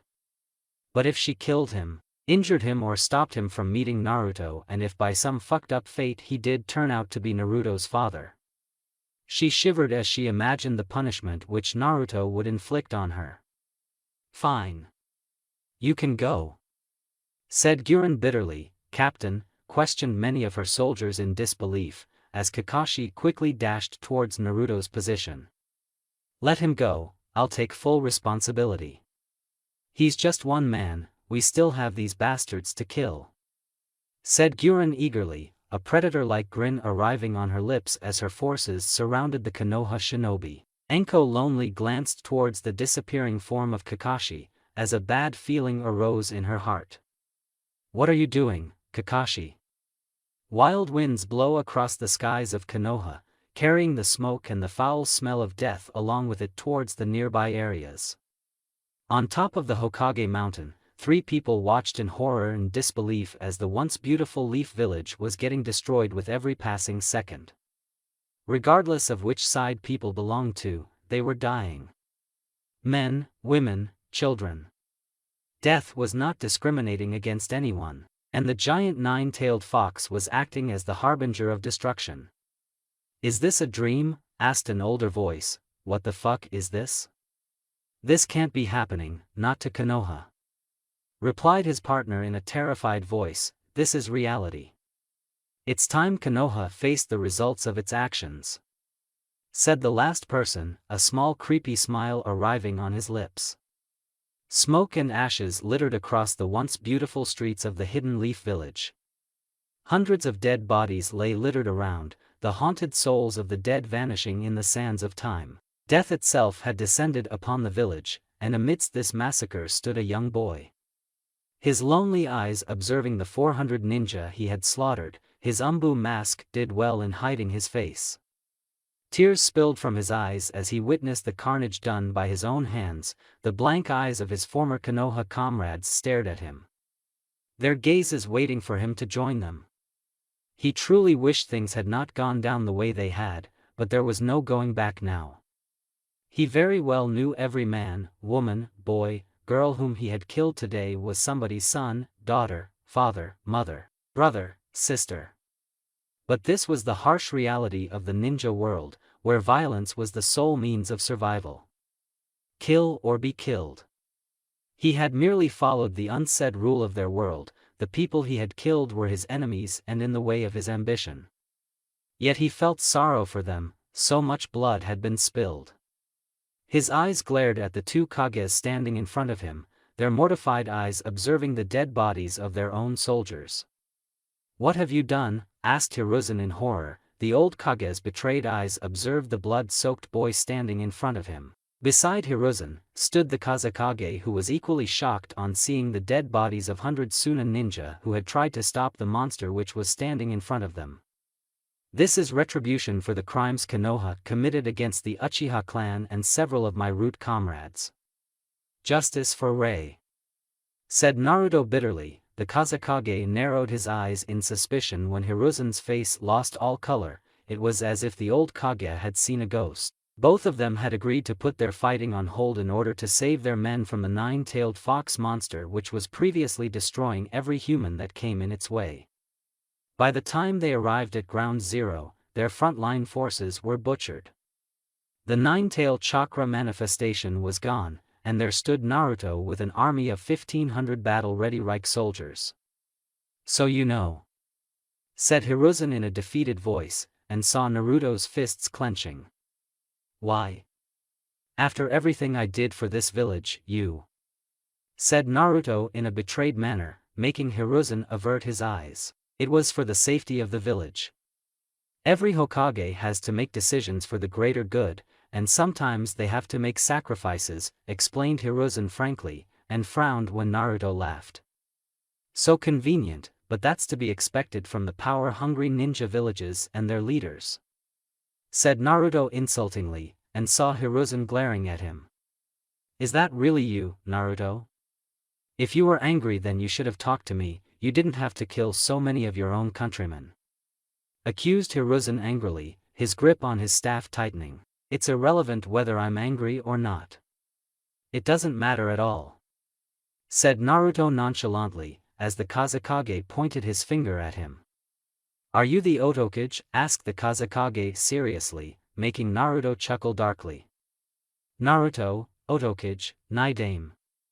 Call me whatever you want, it doesn't matter, said Naruto flatly, as Hiruzen realized the lies which Naruto had told him when he revealed that Orochimaru was the one who was planning the invasion, when in reality it was Naruto himself. Who are you, really? Asked Hiruzen in disbelief. This was certainly not the kind, gentle boy whom he had once saved from a mob. I am a ghost of the past, nothing more. All I want is the success of Valkyrie, that's all. Living in this violent world is a curse which I intend to destroy. Promised Naruto. The young Kage couldn't understand why Hiruzen suddenly became so calm. His village was surrounded.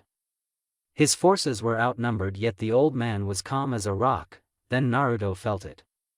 Slash. A sword was pierced clean through his gut, making him cough up blood. A shocked expression appeared in his eyes as he looked behind only to see the familiar face of Itachi Uchiha. Whatever your plan dies with you today, traitor, said Itachi flatly, and stabbed his sword deeper into Naruto's gut. "Naidame," yelled Haku urgently, and was about to charge with her army when the sound of victorious band echoed across the entire forest. The Oto ninjas were shocked when from all sides around Konoha hundreds of soldiers started charging towards them. They were wearing the uniforms of the Fire Daimyo's royal army.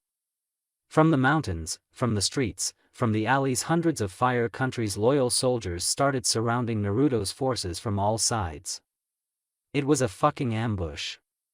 Seeing himself surrounded in the midst of enemy forces, the Kazekage quickly signaled his remaining sand ninja to retreat. Hiruzen simply pointed his finger towards the retreating Suna forces, and a large number of the newly arrived daimyo soldiers started chasing them. Even then Naruto's forces were surrounded and were outnumbered 2-1. Leading the Fire Country's soldiers was the familiar figure of Kurenai Yuhi. Her dark ruby-colored eyes glared murderously at the injured Naruto. "You die today, traitor," said Kurenai angrily. "You've lost, Naruto. This revolt is over," suggested Hiruzen calmly, as Naruto glared at him defiantly. "This war is over when I say it is over," replied Naruto defiantly, even as Itachi etched his sword deeper in his gut. "Your forces are surrounded, you are surrounded. You have only two choices, surrender or die. Lay down your arms and I assure you that there will be a fair trial which shall judge all of you for your crimes," said Hiruzen complacently, and frowned when Naruto laughed. "Then the choice is simple for us. The Reich never retreats, the Reich never surrenders." "Soldiers, prepare for glory," yelled Naruto proudly. "Yeah." Hiruzen was left dumbfounded, and instead of panicking the Reich soldiers got even more encouraged. Their grips on their sword, spears, shields tightened as they glared defiantly at their enemies. "No retreat, no surrender. That is Reich law, and by this law we will stand, we will fight and we will win." "Testudo formation," commanded Naruto. Kurenai and her army was left speechless when the 1,500 Reich soldiers formed a single formation, their shields covering each other, and their swords and spears ready to kill any dumb soul who tried to attack them. "I want their blood," screamed Naruto. The ground shook as the outnumbered Oto army pounced at the Fire Country's forces as a single war machine, eliminating 50 ninja and samurai that didn't have time to save themselves. Kurenai sneered at Naruto, before charging forward to regroup her forces. Itachi got a bone-shattering elbow to his face which knocked him several feet away as he crashed into a nearby building. Naruto quickly removed the sword hanging in his gut and threw it straight at Hiruzen. The Kage evaded the weapon, yet he felt nervous when Naruto's defiant gaze landed on him. The boy had balls. Naruto panted harshly as his wounds slowly started to heal thanks to the beast inside of him, and the senju cells in his body. In his pain, he was slow to react as Itachi jumped again, his kunai ready to swipe Naruto's head off. "Naruto!" Itachi's eyes widened when Sasuke jumped from a rooftop and kicked him harshly in the chest, sending him crashing again. The newly arrived younger Uchiha now stood behind Naruto's back, protecting his best friend as a smirk came on the wounded Otokage's lips. "You come to aid the most fortunate moment, team," said Naruto gratefully, as Sasuke smirked. "What are brothers for?" replied Sasuke proudly. Hiruzen tensed when he saw Naruto and Sasuke standing back to back against each other. The two boys easily destroyed the daimyo soldiers who started attacking them. They moved with such coordination and precision that a cold chill went down Hiruzen's spine on seeing the destruction caused by the two Uchiha. For a moment he saw the shadow of Madara and Izuna in those boys as they wreaked havoc on their enemies. Even Itachi couldn't believe that his precious brother had sided against Konoha. It was impossible for him to understand why Naruto was still willing to fight even when his defeat was certain. And why the hell was Sasuke siding against the village? When the fuck did that happen? Naruto saw Kurenai had slowly started to create holes in his force's defenses. Haku was already overwhelmed in keeping his army together, they needed help quickly. "Sasuke, stop Kurenai and her dogs," I'll deal with these two here," said Naruto seriously, as Sasuke looked at him skeptically. "First of all, I don't know why Itachi is here. But now is not the time, but I expect answers when this is over," said Sasuke sternly. "You'll get them. Now go," ordered Naruto. Itachi quickly moved to stop his foolish little brother, only to come face to face with Naruto, who had a murderous look in his eyes. Pointing his sword towards the older Uchiha, he spoke in a grave tone. "Your opponent is me," said Naruto seriously. "So be it, Naruto. You're a fool if you think you can win or even get out of here alive. You shouldn't have betrayed this village," scolded Hiruzen. "The less you two speak, the better.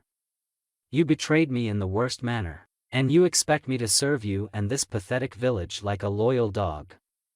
I would rather prefer to die as a traitor than serve a village which spits on its heroes," said Naruto furiously. "A true shinobi fights from the shadows without expecting anything in return.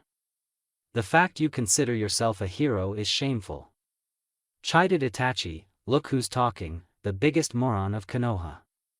"Dumbass, I was not referring to myself as some hero. God knows I'm far from a hero, but I was referring to those shinobi who were used for the benefit of Konoha. Your own clan was mistreated by this village for no fault of their own. The Uchiha were abused due to the paranoia of Hiruzen, Danzo, and the elders. It's a good thing, I already gave Koharu the punishment she deserved," explained Naruto darkly. Hiruzen gritted his teeth as he now understood why his old teammate had gone mad all those years ago. He had imprisoned her when Hamura and she were trying to overpower him. He never found out why she went mad in prison, but now he knew why. It also explained why Naruto knew about the Uchiha massacre's true story. Danzo wanted power, but he would never divulge a dark secret like that. Naruto had lied to him about a lot of things. The Uchihas only wanted what they rightfully deserved, which was respect. They had served this village since its inception.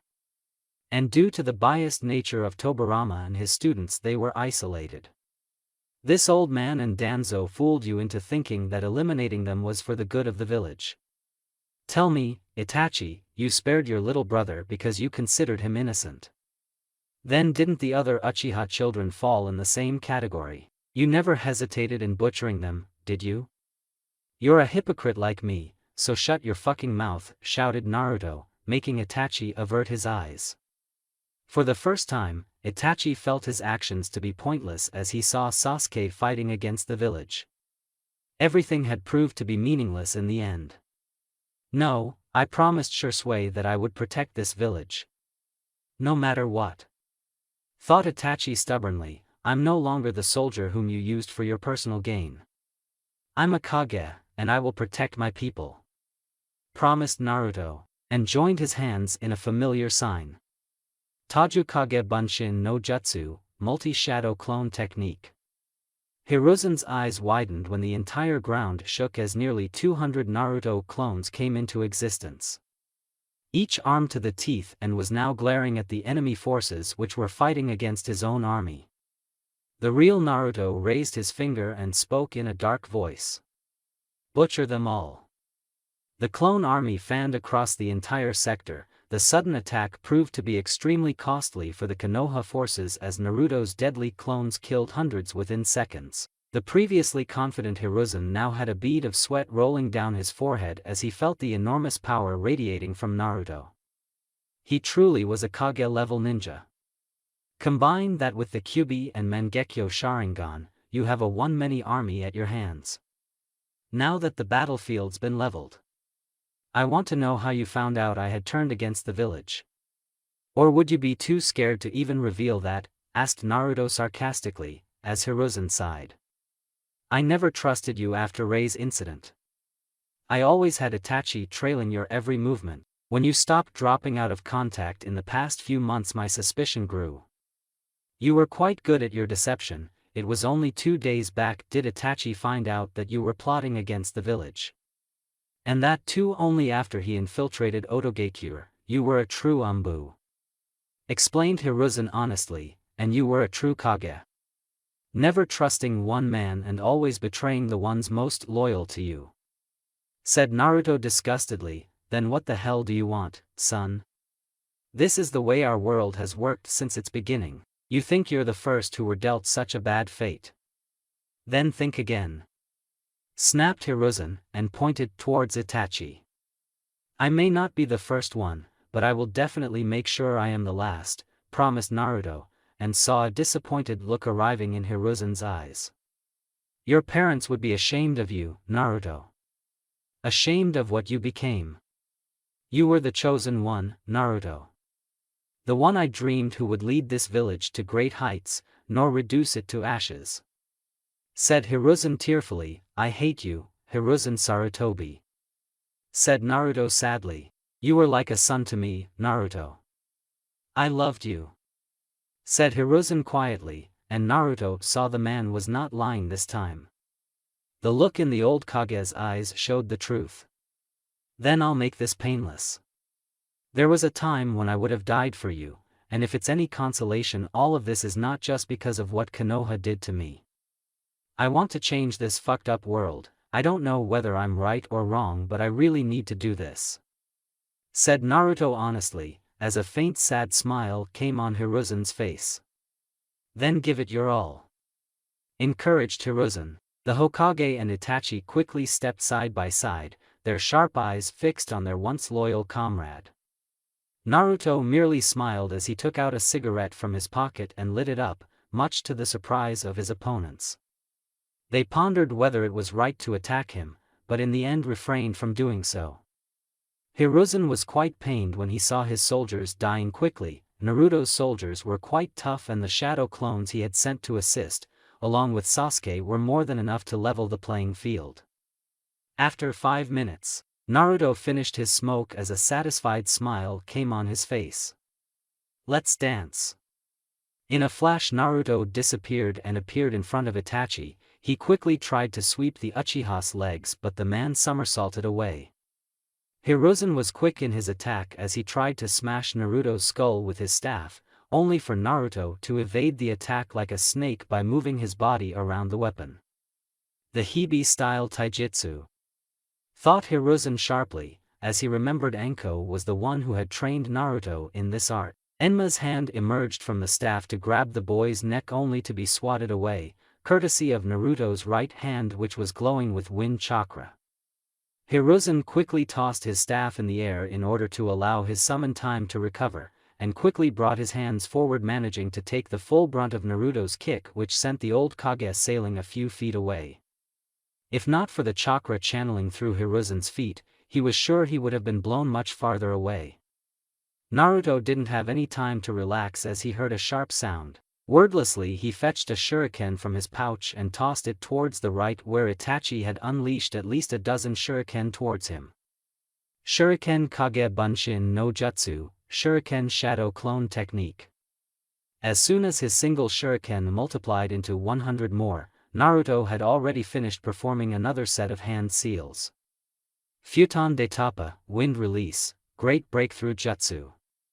Itachi had to immediately grab a kunai from his pocket when Naruto's wind-powered shuriken tore through his attack and was now heading towards him. With great skill, the older Uchiha started deflecting the projectiles as Naruto sensed a chakra buildup on his left side. Hiruzen was done by the time Naruto turned towards him. The old Kage's chest was swollen and Naruto knew what was coming. Katan, Gokakyu no Jutsu, Fire Style, Fireball Jutsu. For a moment, Naruto was quite impressed by the size of the fireball which Hiruzen had launched towards him. It was actually as big as a 2-story building and wide enough for 4 people to burn in it. He closed his eyes and took a deep breath. Suetun, Hanryu, Water Release, Rapid Crasher. Without any hand seals being performed, a wave of water emerged around Naruto and protected him from the raging fireball. Hiruzen smirked when a lone kunai was fired through the burning attacks, and now it was heading straight for him. For any other person, it might seem like a desperate attack, but he knew better. Bringing his staff forward at the right time, he quickly blocked a clean swipe as Naruto substituted himself with the kunai and emerged right in front of the Hokage. You'll have to do better. I saw you using this trick against Ebisu all those years ago. Taunted Hiruzen, and frowned when Naruto smirked. Sure, old man. Said Naruto quickly, Suidan no Jutsu, water release, water bullet technique. Hiruzen's eyes widened in shock when he saw several water bullets fired from Naruto's mouth at point-blank range, so that was the boy's true plan. Unfortunately both of them were too close to each other, and Hiruzen was about to get a large amount of water shots to his face. Doton Doryuhiki, Earth Release, Mud Wall Jutsu. A large wall was suddenly formed between the two warriors, making them jump away. Hiruzen sighed in relief when he saw it was Itachi who had formed the defensive jutsu at the last second, saving him from grave injuries. Naruto gritted his teeth in frustration. It seemed he would have to do a lot more work after all. Has anyone ever told you, Itachi, that you're a fucking pain in the ass? Said Naruto irritatedly, as a minute smirk came on Itachi's lips. Likewise, Naruto. Retorted Itachi, making his relative laugh. Itachi then focused towards his surprised leader, who was finding it hard to believe the power which was radiating from Naruto. Lord Third, don't mistake him for a regular ANBU. He fought and ousted Orochimaru on his own, he's dangerous. Advised Itachi seriously, I can see that now. It's hard to believe his power has grown so much in the past year. Said Hiruzen honestly, getting a nod from Itachi. Jiraiya grunted as he was forced to avoid another wave of sand that tried to grab him. Damn, that red-head boy was persistent. If that was not enough, he got a solid punch on his back, from a battle-ready Tsunade. Whoever came up with the plan of combining these two shinobi against him was a genius. Tsunade was the perfect close-range fighter, and had the stamina to take hits and heal herself. Basically she could sustain a prolonged fight, while he couldn't, considering the massive damaging blows she had landed on him. Sure, he had retaliated in kind and his attacks might have inflicted equal damage on her, however she had the perfect defense on her side in the form of Gaara. Whenever he tried to harm Tsunade, Gaara's sand would protect her like a mother panther guarding her children. Although in this case, the mother panther was protecting a granny. And when he tried to get Gaara, Tsunade would not let him. Why are you doing this, Tsunade? This is your village, for God's sake. Argued Jiraiya frustratedly, I have something much greater to fight for than Konoha now. I have a family to protect. Answered Tsunade frankly, and what about you, Sand Boy? You're Suna ninja and your father must have already fled by now. Why are you still fighting? Asked Jiraiya curiously, and saw Gaara giving him his famous blank stare. I serve the Nidaime, not my father, or my village, replied Gaara flatly. What did that boy give you too that made you betray your home? Your people. He turned you into traitors. Said Jiraiya bitterly, but Gaara shook his head. Naruto gave me everything I ever desired. He gave me peace, he gave me sleep. He gave me a family and a place where I could be accepted despite being who I am. I will repay him for that with everything I've got. You ninja villages and the people in it always treat us Jinchuriki like trash, we never asked to be like this. Yet you chose our fates, and then accused us of being a monster. Naruto is right, this world needs to burn. Explained Gaara angrily. Jiraiya could only shake his head in disappointment on hearing the boy's answer. This was a person full of hatred and revenge. Just like Naruto.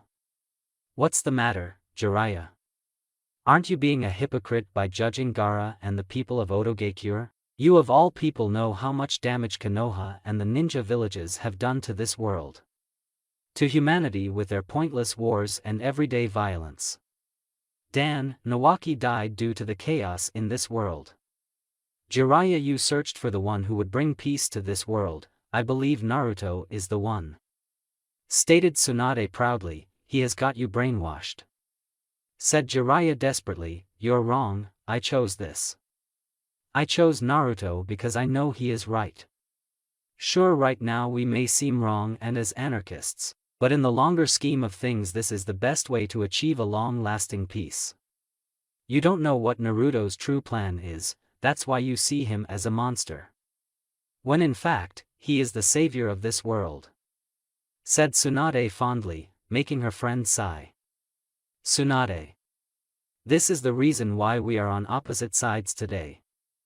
I have opened my eyes to the truth of this world, so has Naruto. But even if we tell you the truth of our plan, you'll continue to oppose us. I have put my life on the line for Naruto, for the world which I want to make, for my beliefs, and so has Gaara. Don't doubt our conviction," challenged Tsunade, as her hands performed a set of hand seals. Jiraiya recognized the jutsu and closed his eyes in defeat. Guess he really had no choice now. Gaara narrowed his eyes when both Sannin slammed their hands on the ground. Kuchi-ose no jutsu, summoning technique. Kurenai stood face to face with a former teammate of hers. Beside him lay the bodies of at least 130 of her soldiers. Uchiha Sasuke. She could not fathom that the boy she had known for years, whom she had come to trust, had betrayed her beloved village. She could understand why a scum like Naruto would resort to such treasonous acts. He was an animal who would betray his homeland if it suited his interests. But Sasuke too? What possible reason did the Uchiha heir have for doing all of this?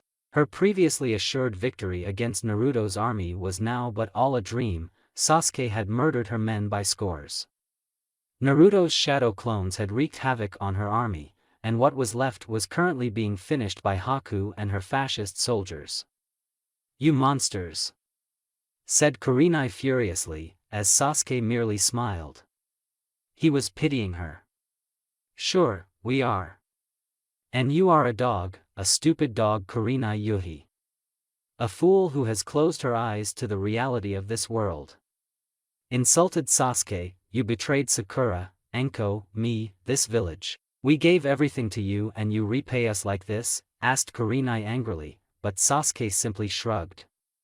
"Don't be mistaken. My loyalties have always lied with my only true friend, Naruto Uchiha. The rest of you were my associates at best," said Sasuke flatly. "You chose that butcher over us?" "You are loyal to that animal?" asked Kurenai bitterly. She smirked and the smile vanished from Sasuke's face. Instead, a murderous glare appeared in his eyes. So, Naruto was indeed this boy's weakness. "You know, I was going to spare you for Naruto's sake, but if there is one thing which I hate more than you insulting my brother, is the fact that you are a hypocrite. Naruto showed you mercy, I won't," promised Sasuke darkly. "Bring it on," challenged Kurenai. She blinked when Sasuke vanished in a flash. Her eyes quickly darted around her corners, but all she could see were blurs. When the hell did he become so fast? All her thoughts went straight out of the window, when Sasuke suddenly flashed in front of her, inches away from her face. Kurenai's hands quickly moved to stab the boy in the gut with her kunai, but it was too late. The world around her changed and she found herself drowning in darkness further and further. Thinking it to be a genjutsu, she bit her tongue, but the illusion didn't shatter. Meanwhile, Sasuke saw a very heavily fortified door in her mind. It would be impossible for him to break it and torment her completely, but that didn't mean he could not do anything. He spinned his Mangekyo Sharingan and suddenly black flames started burning the barriers which were protecting her hidden memories. He was quite impressed when the defensive mechanism soaked up his attack, but a tiny hole was already made. He wanted to do more, but his visual power was no match for the genjutsu placed on her. But it was enough to drive her crazy with doubt. Turning towards her trembling form, a wicked gleam came in his eyes. Meanwhile, Kurenai stared in horror as she was slowly assaulted with horrible images of her and that traitor Naruto making love. "This genjutsu won't work, bastard," said Kurenai harshly, even as tears slipped from her eyes. "You think you're so righteous and God's gift to mankind, that you're some angel and the rest of us are demons who don't deserve to live?" asked Sasuke knowingly. "Yeah, scum like you should die," spat Kurenai, as more painful memories assaulted her mind. "Naruto is wrong, cowards like you don't deserve mercy. He loved you so much and you chose this pathetic village over him. You hate Naruto so much, don't you?" Then today I bestow a curse upon you Kurenai Yuhi, you'll be forced to bear visions of the man you hate the most. And the most memorable part is these visions are true, and will drive you crazy, make you question all your beliefs, make you start hating your beloved Konoha. This is my justice, explained Sasuke sadistically. Kurenai suddenly found herself stacked to a cross, her world had turned completely red in color and there was a dark moon shining in the sky. What are you doing? Asked Kurenai in a trembling voice, as she saw Sasuke standing before her with a sword. You broke Naruto's heart. I'll break yours, an eye for an eye. Promised Sasuke, slash. Her scream resonated across the entire plain as one word escaped from Sasuke's lips. Tsukiyomi. Kakashi quickly raced through rooftops. He would have reached his destination by now, but he had to go through rogue pockets of Oto shinobi who were stupid enough to challenge him. Everywhere he could hear the sounds of fierce battles, it was madness. He saw a giant toad and slug getting summoned right in the middle of Konoha, which only meant a Sannin showdown was about to happen. If that was not scary enough, he saw a growing raccoon-like monster beside the giant slug and a terrifying conclusion came to his mind. The Ichibi, one tail. Thought Kakashi worriedly. He had to stop this at all costs. His nose had picked up Naruto's scent, but he was not alone. Hiruzen Sarutobi was also there along with an unknown person whom Kakashi couldn't identify. The copy ninja was quite surprised when he saw Naruto's army getting surrounded by the daimyo's forces, but the tide quickly turned and now it was again the Konoha shinobi fighting for survival. But that was not the reason for Kakashi being so worried. Wait for me, Naruto. Hiruzen coughed up blood from his mouth, his hands rubbed his swollen ribs. Looking into Naruto's eyes, he could not believe that this boy had changed so much. The old Hokage could still remember that smiling blonde bundle of joy, but there was a difference now. Instead of a smile, there was a sea of sadness in Naruto's eyes. Even now Hiruzen could see that Naruto was not enjoying what he was doing. He was angry, but he had not murdered hundreds of his own brethren just for the sake of revenge. Hiruzen could see it in those eyes. His eyes widened in shock when he saw a giant toad and a slug being summoned right in the middle of Konoha, and from the looks of it both of them were on opposite sides. His shocked eyes darted towards Naruto asking the unsaid question, as the boy simply gave a nod. Tsunade is on my side. Confessed Naruto, as Hiruzen's heart nearly shattered. If his adoptive grandson betraying him was not enough, then now he was about to see the granddaughter of Hashirama Senju helping in the destruction of this village. It broke his heart completely. Hiruzen closed his eyes and sensed the remainder of his shinobi losing ground. He felt Guy heavily engaging hundreds of Oto shinobi who had him trapped in the eastern district. It was definitely one of Naruto's moves, keeping the best taijutsu user at bay. Jiraiya would probably not be able to win since his opponent was Tsunade, who was being backed by a fully transformed Gaara. Hundreds of his soldiers were dead, the reinforcements that had come in the form of the daimyo's forces were almost killed. He saw Sasuke dropping Kurenai on the ground like a bag of meat, so she was out too. Many of his ninja were injured, not to forget the thousands of civilians who were cramped up in the mountains. His own family included. Sasuke quickly came beside Naruto, and Hiruzen saw Itachi tensing. The former ANBU captain was a lethal fighter, but fighting against his beloved younger brother would be an entirely different story. The Hokage doubted Itachi could kill Sasuke, not to forget Naruto was still in front of him. Looking into Naruto's eyes, Hiruzen saw the boy had arrived at the same conclusion as him. Forgive me Shodame, Nidame, Yondame, I failed all of you, thought Hiruzen remorsefully. Itachi.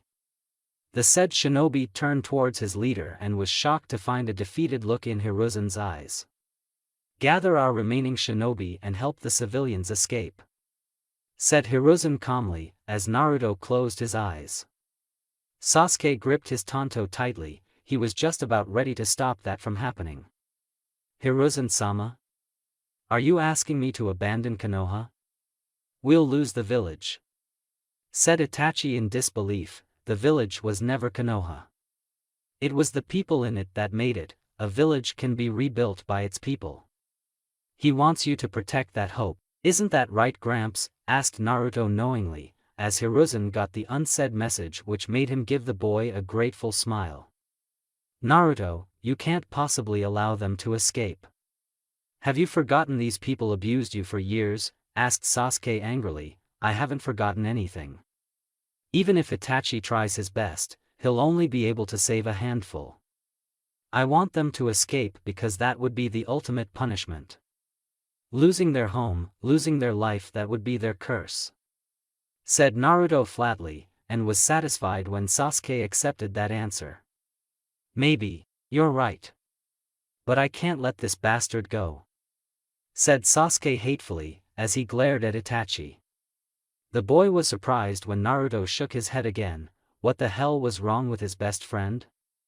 You're not strong enough to face him. Besides, the Kazekage and his men are killing my reserve soldiers at this moment. Go with Haku and save them. I want that Kage alive. Ordered Naruto. Naruto argued Sasuke, but stopped when Naruto glared at him. The mission comes first. I've given up everything for Valkyrie, it's time you do the same. The time for vengeance will come for you too, just as it came for me today. Advised Naruto harshly. Itachi was actually surprised when, after a short staring match between Naruto and Sasuke, his impulsive younger brother sighed and looked at him bitterly. This isn't over, Itachi. The next time we meet, I will kill you. Promised Sasuke. I'll wait for you. Replied Itachi calmly, as Sasuke vanished in a quick shunshin. Itachi's gaze then shifted towards Naruto, who looked around to see hundreds of dead bodies of Konoha, Suna, and Otogakure ninjas. It's over. Run away with whatever few you can save, there is no victory here. Said Naruto sadly, as his heart broke on seeing several dead bodies of his own soldiers. He knew there would be sacrifices, but these men died following his orders. They died for his dream, his vision. It reminded him of the several root friends who had died following his orders. It reminded him of Sai. With a quick bow to Hiruzen, Itachi vanished to fulfill the last orders his leader had assigned him. Hiruzen saw Naruto walking forward and sitting on top of a small boulder. The boy's eyes were moist, which brought a few tears in Hiruzen's eyes. You haven't changed, have you? Asked Hiruzen kindly, as a dry chuckle escaped from Naruto's lips even as tears welled up in his eyes. I got what I came for, I destroyed Konoha. Boasted Naruto, but there was no sense of accomplishment in his words. Just emptiness. Kakashi slowly walked into the street, as Naruto just gave him a glance since he had known the man had listened to the entire conversation from the shadows. The copy ninja had once been an ANBU, after all. I don't understand, Naruto. If you wanted revenge, why even spare a single one of us? You have us surrounded, and yet. Said Hiruzen in a confused voice, I'm not an animal, Gramps. I would be no better than the civilians who tortured me all those years, if I killed them knowing they could not defend themselves. Besides, Itachi can only save a few important ones. The rest will still fall in my hands, and I know what to do with them. Said Naruto seriously. You're not going to kill them, are you? Asked Kakashi frankly, as Naruto shook his head. Everyone deserves a second chance. I'll need them for my greater plan. All of this is for Valkyrie. But you can consider this an act of mercy from me. Joked Naruto. Naruto, the merciful. Suggested Kakashi dryly, as Naruto laughed. It has a nice ring to it. Retorted Naruto, making Kakashi smile. There was still a little part of his old self left. Naruto was still there inside. I'm sorry for what I did to you, Naruto. It was my duty to protect this village, and I did my job. It will never be enough, but this is the least I can offer you for sparing a few of my people, although it won't change the fact that I will kill you here. Promised Hiruzen. We'll see about that. Said Naruto calmly, as he saw many questions floating in Kakashi's eyes. Naruto, there is something I have to ask you. said Kakashi honestly. Speak. Why? Do you know my entire truth? My entire story? Asked Naruto seriously. Yes. The boy sighed as his lonely eyes glanced across the burning Hidden Leaf village. I lost faith, Kakashi. In this village, in this shinobi world. Shin and so many of my root friends died horrible deaths years ago, but I continued to believe and fought for this village. The death of my friends was my first pain, Rei was the final straw. When she died, I lost everything. It made me realize that even though I had grown up, nothing had changed, nor will it ever in this cursed shinobi world. I noticed that my answer was nothing but bullshit. I owed Rei my life. She was my dream. All of them were my irreplaceable family for whom I would have happily given my life, answered Naruto sadly. Silence followed between the three men, as Hiruzen eyed Kakashi skeptically. He was the only one who didn't have a shred of hatred in his heart for Naruto, even after the damage the boy had done to Konoha. Kakashi, what is going on in that head of yours? Said Hiruzen flatly, as he remembered Kakashi was as much fucked up as Naruto, when the copy ninja was of the same age and had returned from a war only to join ANBU Black Ops. One of the many mistakes Minato made. Who the hell pushed an emotionally disturbed child into a dark unit like ANBU? Naruto observed his guardian closely, even as Hiruzen's hardened eyes looked at the man. I've lived a life full of regrets. You're the only good thing I ever did in my life, Naruto. Said Kakashi honestly, you see yourself in me. I'm the person you feared you would have become, if you didn't have friends to bring you back from the darkness you got lost in, answered Naruto, and smiled on seeing the shock in Kakashi's eyes. He had seen right through that man. I know you, Kakashi. Before all of this, before Root, there was just the two of us. You were my father, my brother, my friend. Nobody understands me better than you, and I for you. Said Naruto kindly. Naruto, I know you're not doing this for revenge.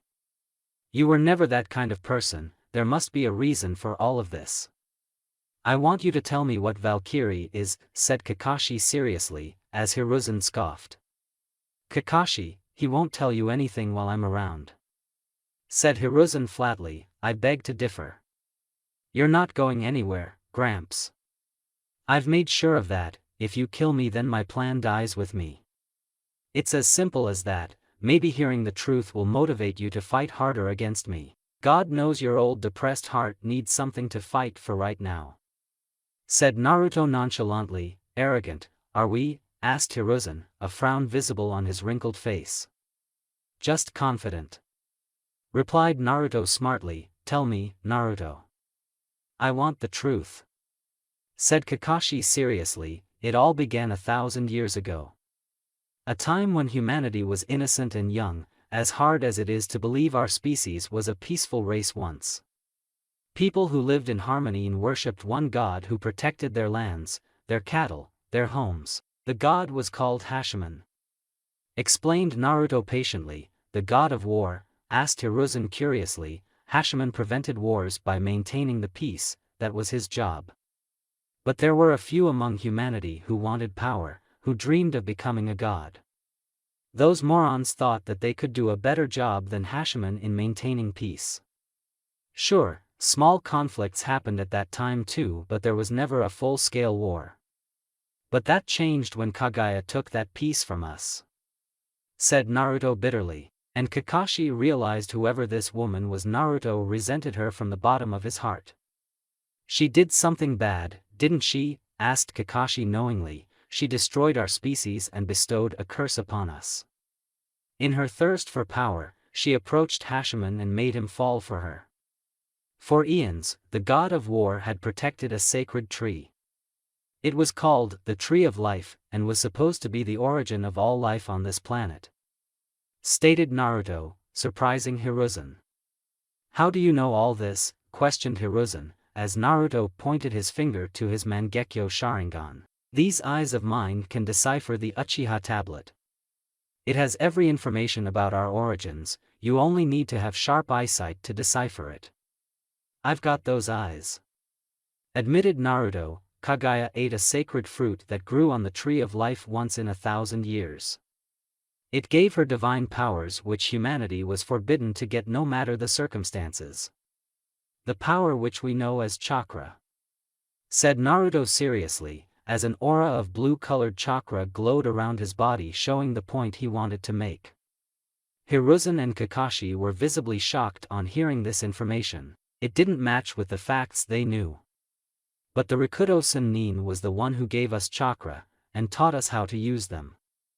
Didn't he? Asked Hiruzen quickly, his knowledge of their world coming to light. He was not a professor for nothing. The Sage of Six Paths was one of the sons which Kagaya had with Hachiman. He inherited the power which his mother had stolen. Excess power is not good for anyone's health. Kagaya was delusional in thinking she could sustain that enormous power and maintain absolute peace by becoming a god greater than Hachiman. That stupid bitch ignored one fundamental fact: humans never desire peace. We seek conflict. Explained Naruto regretfully, as he himself was guilty of this sin just like the two people standing beside him. The hundreds of dead bodies around them, and the countless wars that had followed since that Judgment Day were proof of how flawed humanity was. Kagaya may have given them the power, but they themselves were responsible for their destruction. The blood of innumerable people was on humanity's own hands. Didn't Hachiman try to stop her? Since he was supposed to be guarding that tree which bore the fruit, suggested Kakashi, getting a nod from Naruto. He did, but that fruit was pure energy and it gave Kagaya more power than Hachiman had. She couldn't defeat or kill him since he was a god, so she did the next best thing. Hinted Naruto, she sealed him. Concluded Hiruzen, correct. Kagaya sealed Hachiman inside the same tree he was supposed to protect. It still didn't stop the god of war from trying to correct his mistakes. He knew he had to get the power of chakra back from humanity. But it was we who betrayed him in the first place, so he got mad. Overwhelmed by rage, he became the beast known as the Jubi. Kakashi gulped on hearing that word. He had seen how scary the Kyubi was on a first-hand basis. To think there was a monster greater than the 9 tails was simply terrifying. The 10 tails is a myth, said Hiruzen flatly, making Naruto chuckle. It's as much real as you and I, Gramps, answered Naruto. And so those two fought. Kagaya and Hachiman fought again and again for years. The destruction caused by their continuous wars was simply too much and humanity was almost obliterated until her sons finally grew up. They fought and killed their mad mother. In doing so the younger brother sacrificed his life. Now came the point which changed our race's history forever, said Naruto calmly. Hachiman in the form of the Jubi wanted chakra back, and I guess the Rikudo Sennin had some other plans, suggested Kakashi smartly, getting Naruto to smile. Rikudo Sennin was an idealist like Jiraiya and my father. Just as my naive father hoped that I would be seen as a hero, Rikudo Sennin believed that instead of consolidating the power of chakra like his mother, if he taught humans how to use chakra, it would connect us to each other. Hachiman didn't agree, but the god of war had lost a lot of his power in fighting against Kagaya all those years. He was tired and the Rikudo Sennin was his true son, so at the cost of his life he divided the Jubi into 9-tailed beasts and sealed its body in the moon, thereby completely putting his father away. Then he taught humanity to use chakra, and the rest is history. Explained Naruto. The Uchiha and Senju were said to be descendants of the Sage of Six Paths. So that makes you, said Hiruzen in shock, getting a nod from Naruto. A demigod, half man, half god. And one of the last descendants of Hachiman, the one who inherited his will. Testified Naruto. Everything started becoming clear to the old Kage now. Naruto's story explained why since the beginning the Uchiha and Senju were the strongest among the entire ninja race. It made him understand the unbelievable power which Madara Uchiha, Izuna Uchiha, Tobirama Senju and Hashirama Senju had. But now the Uchiha and Senju were gone, with only a handful of survivors in the form of Naruto Uchiha, Sasuke Uchiha, Itachi Uchiha and Tsunade Senju. All of them fighting on different sides. The Uzumakis were also a branch family of the Senjus, and now he knew why they were masters in the art of sealing. He shuddered on thinking of the possibility of even a few of them being alive and the horrors they could inflict if they sided with Naruto. Fulfilling Hashiman's incomplete work is Valkyrie. I will revive the Jubi and give back the power of chakra which we don't deserve. Said Naruto seriously. Impossible. You can't do that. Said Hiruzen in disbelief, and frowned when Naruto gave him a mischievous smile. I am Naruto, the man of miracles. I graduated at the top of my class, became the youngest ANBU captain. I've led more missions than any of your ninja has ever done. I stopped a civil war, I ousted your prized student Orochimaru in his own turf. I created a nation, built an unbeatable army within months. Is that enough of a resume? Oh, I forgot to add one more thing to the list. The first leader to completely defeat and erase 2 of the major 5 hidden villages from the face of this planet. Said Naruto darkly, as Hiruzen felt a cold chill across his spine. 2, thought both Kakashi and Hiruzen in shock, and moments later they realized the second village which Naruto was talking about. It was Sunagakure. Don't worry, this is just the beginning. The remaining 3 will also follow, and so shall the smaller ones. I will unite this world and make it a better system in the form of the First Reich. Said Naruto proudly. An empire? That's. Said Kakashi hesitantly, he was still trying to get over the things Naruto had done. And now he wanted an empire? You foolish boy, you'll start the next great ninja war. Said Hiruzen angrily, and narrowed his eyes when Naruto gave him a murderous glare. Listen to me, you senile geezer. We have been at war forever. Hashirama Senju simply changed the world from a cannibalistic system to a more organized system that encourages violence and warfare. The ninja villages always fight against each other for power, money. They wage wars because they know they have the power and can get away with the repercussions. When the conflicts increase, there is a full-scale great ninja war. When that's not the case, we have the everyday skirmishes taking place between ninjas from different villages, explained Naruto. There is nothing wrong in protecting one's nation. But a traitor like you won't understand that. Accused Hiruzen, making Naruto scoff. Sure, murdering civilians, kidnapping helpless women and children, extortion, protection of crime lords who pay ransom to the village, intentional sabotages to start conflicts, genocides, this is just the tip of the iceberg of what we ninjas truly do. In the name of protecting one's nation, we do things that stain our souls. We are nothing more than thugs with swords, mere killing machines ready to follow whichever scum who throws money at us. Maybe you're fine with this role, I'm not. Said Naruto defiantly. Naruto, you can't change the nature of humans. Even if you succeed with your revolution, humans won't stop fighting. In time, they'll find a new power to fight against each other. Said Kakashi frankly, and was actually surprised when Naruto gave an affirmative nod. I'm aware of that, and it will happen no matter how hard I try. Our race will be extinguished at this rate in this ninja world, 1 or 2 more world wars and we are finished. Hashirama even made the foolish mistake of distributing the bijus like they were candies to the power-hungry ninja villages. It's like giving a foolish kid a knife to play with, and we're not even taking into account the bijus' feelings on being used as weapons of mass destruction. The only justification we can give for this barbaric act is by saying we simply can. Then doesn't that make us tyrants? The biju never disturbed our kind in the 1,000 years of their existence, it was we who sought them out in the search of gaining more power. The rest is history. Said Naruto angrily. A faint smile came on Kurama's face when he saw the first human who accepted the truth. The biju knew awakening the Jubi was a great risk, and frankly there was not much he could do to stop Naruto even if he wanted to. But if Naruto succeeded, things could change. In his entire existence, the fox had felt nothing but loneliness and sorrow. Maybe returning to his home would bring him peace, just as Naruto wanted to bring peace for humans.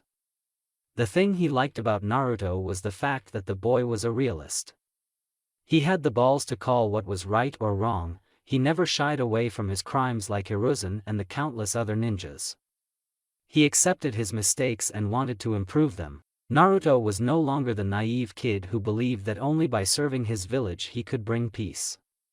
Today the boy was fighting not just for himself, but for all the Bijus and entire humanity itself.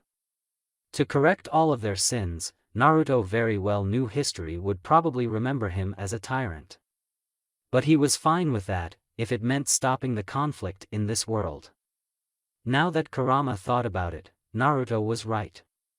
From time to time, a few humans always rose and their actions slowly helped in reducing violence and lead the world to stability. First there was Rikudo Sennin who ended Kagaya's reign, then came Ashura and Indra who while dividing the world into clans also prevented humans from merely killing every person beside them. They organized the humans. Then came Hashirama Senju who ended the bloody clan wars era and brought a much more stable system in the form of hidden ninja villages. And now Naruto Uchiha and his first Reich. The revolutionaries changed, but not their goals. Each of them with their actions helped in stabilizing the world which Kagaya destroyed. A time may come when even Naruto's empire would fall and a new better system would take its place. Maybe it could be a communist world, or even a democratic one. Who knew? But evolution was necessary, that was the law of nature. Humanity was flawed. There were heroes and villains both, the only thing that mattered is who you preferred and sided with. Only now did Kurama understand this concept, and he had lived for 1,000 years.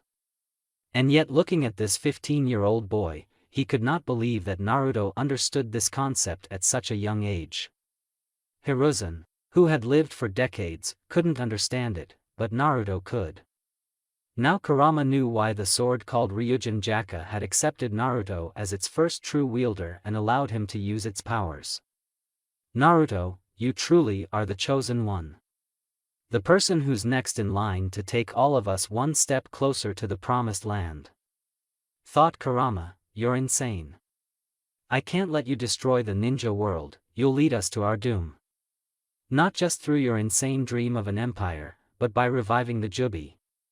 Said Hiruzen flatly. It's only a matter of time before humanity faces its doom if it continues at its current course. Now I know reviving the 10 Tails has a few risks. Said Naruto hesitantly, and smiled sheepishly when Kakashi gave him a scary look. What risks? Demanded Kakashi. For starters, I doubt I'm still strong enough to control it. But I'm working on it. Admitted Naruto, as the two older men stared at him incredulously. What? Naruto cringed when both Hiruzen and Kakashi yelled at him, with good reason. Sometimes even he himself had doubts whether he could actually do what he was saying he wanted to do. There's also the problem that chakra exists not just in humans but in every particle of nature starting from animals to forests, rivers, air. So, I'm still contemplating the after effects if chakra is taken back from all these things. One thing is for sure, if I don't find a common ground with the Jubi every ninja in the world will die. Myself included. Thought Naruto secretly, he would be damned if he let this dark secret out to anyone. Only Tobi and he knew this, and he intended to keep it that way. Naruto, your plan carries a great risk not just to yourself but to this entire world. Creating an empire is one thing, but if you fail or screw up then you'll unleash the apocalypse on this world. And this time, there's no Rikudo Sennin around to stop it. Advised Kakashi seriously, as Naruto raised his hand towards him. Then don't make me screw up, help me in bringing the change. I can't do everything on my own Kakashi, I'm not saying whether I'm right or wrong. But this is what I want to do. Kurenai chose to protect Konoha and the ninja world like Hiruzen and I respected that. But I would be lying if I said I didn't want you by my side, you know me better than any person in this world. I also understand you took an oath to defend this village and be a ninja, not to forget you have friends and family here. You have Enko, but sometimes you have to fight for something greater than yourself. Said Naruto persuasively, Naruto saw Hiruzen grabbing his staff, and from the ice-cold look in the Hokage's eyes all bets were now off. The god of shinobi was now going to fight at his full power without anything holding him back, and if Naruto made even a minute mistake, he would be dead. That much was sure. His eyes looked into Kakashi's as he asked the decisive question. What shall it be, Kakashi? And that's it for the video. I hope you enjoyed it, and until next time. Later.